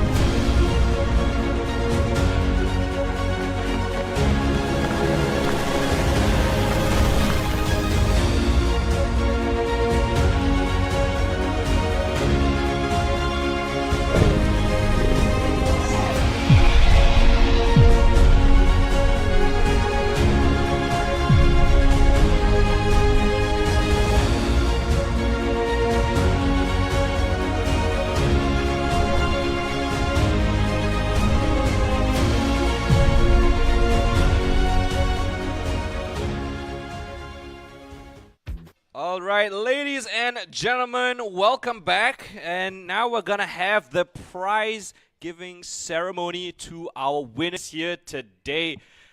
First off, we have the runner-ups to the runner-ups for this event. We have First Love as well as Kestrel. Congratulations to them.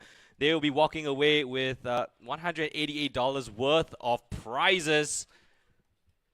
So a huge congratulations to them. Round of applause to our runner-ups, ladies and gentlemen.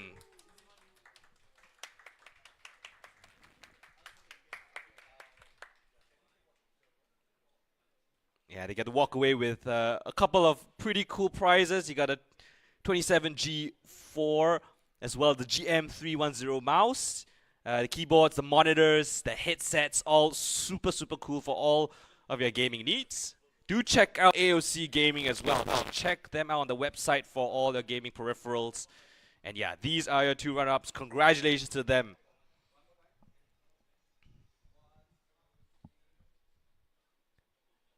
All right, lovely work. Thank you so much to our players. Yeah, give it a round of applause. Woo!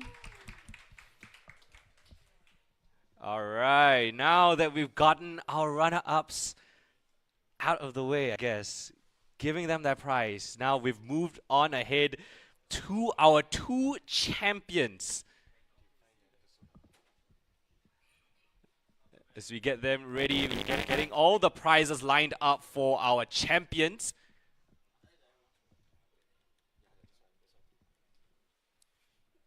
A lot of stuff for them to win, of course. You can see them all coming onto the screen right now. It's a boatload of peripherals. If you guys need any help bringing them home, I'll gladly help you bring it back home for safekeeping. You know, if it disappears, it's not my responsibility. But anyway, these are the prizes for your grand champions, your top two in each of the groups.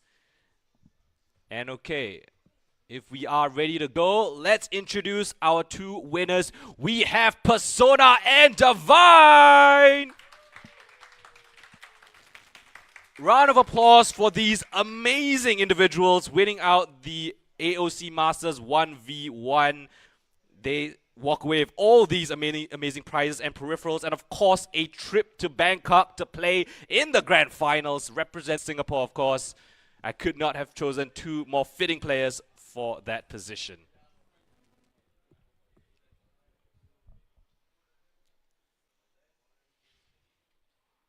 Lovely stuff. All right, another round of applause to our champions, ladies and gentlemen. Oh, and here, okay, the prize to Persona, first of all. Tickets to Bangkok, woo! Eat all your pad krapao as you want, your pad thai, your Thai milk tea.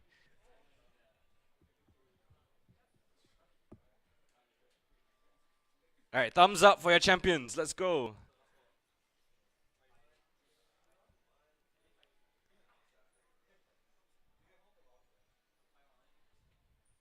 Oh, there's so many peripherals. Damn.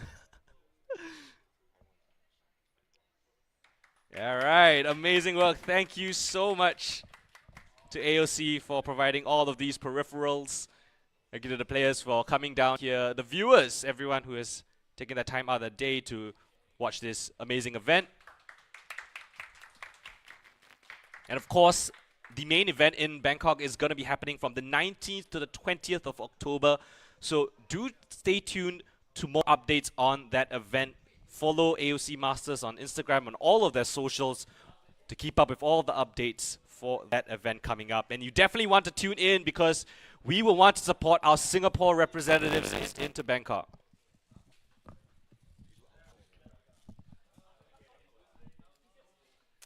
All right, so shout out to AOC, shout out to everyone who has been here today. But yeah, that has been the conclusion for AOC Masters 1v1 SG qualifiers. We have crowned our two champions. They'll be heading over to Bangkok to represent Singapore. And yeah, again, shout out to AOC for hosting this. Our partners, APOL as well as Mansa.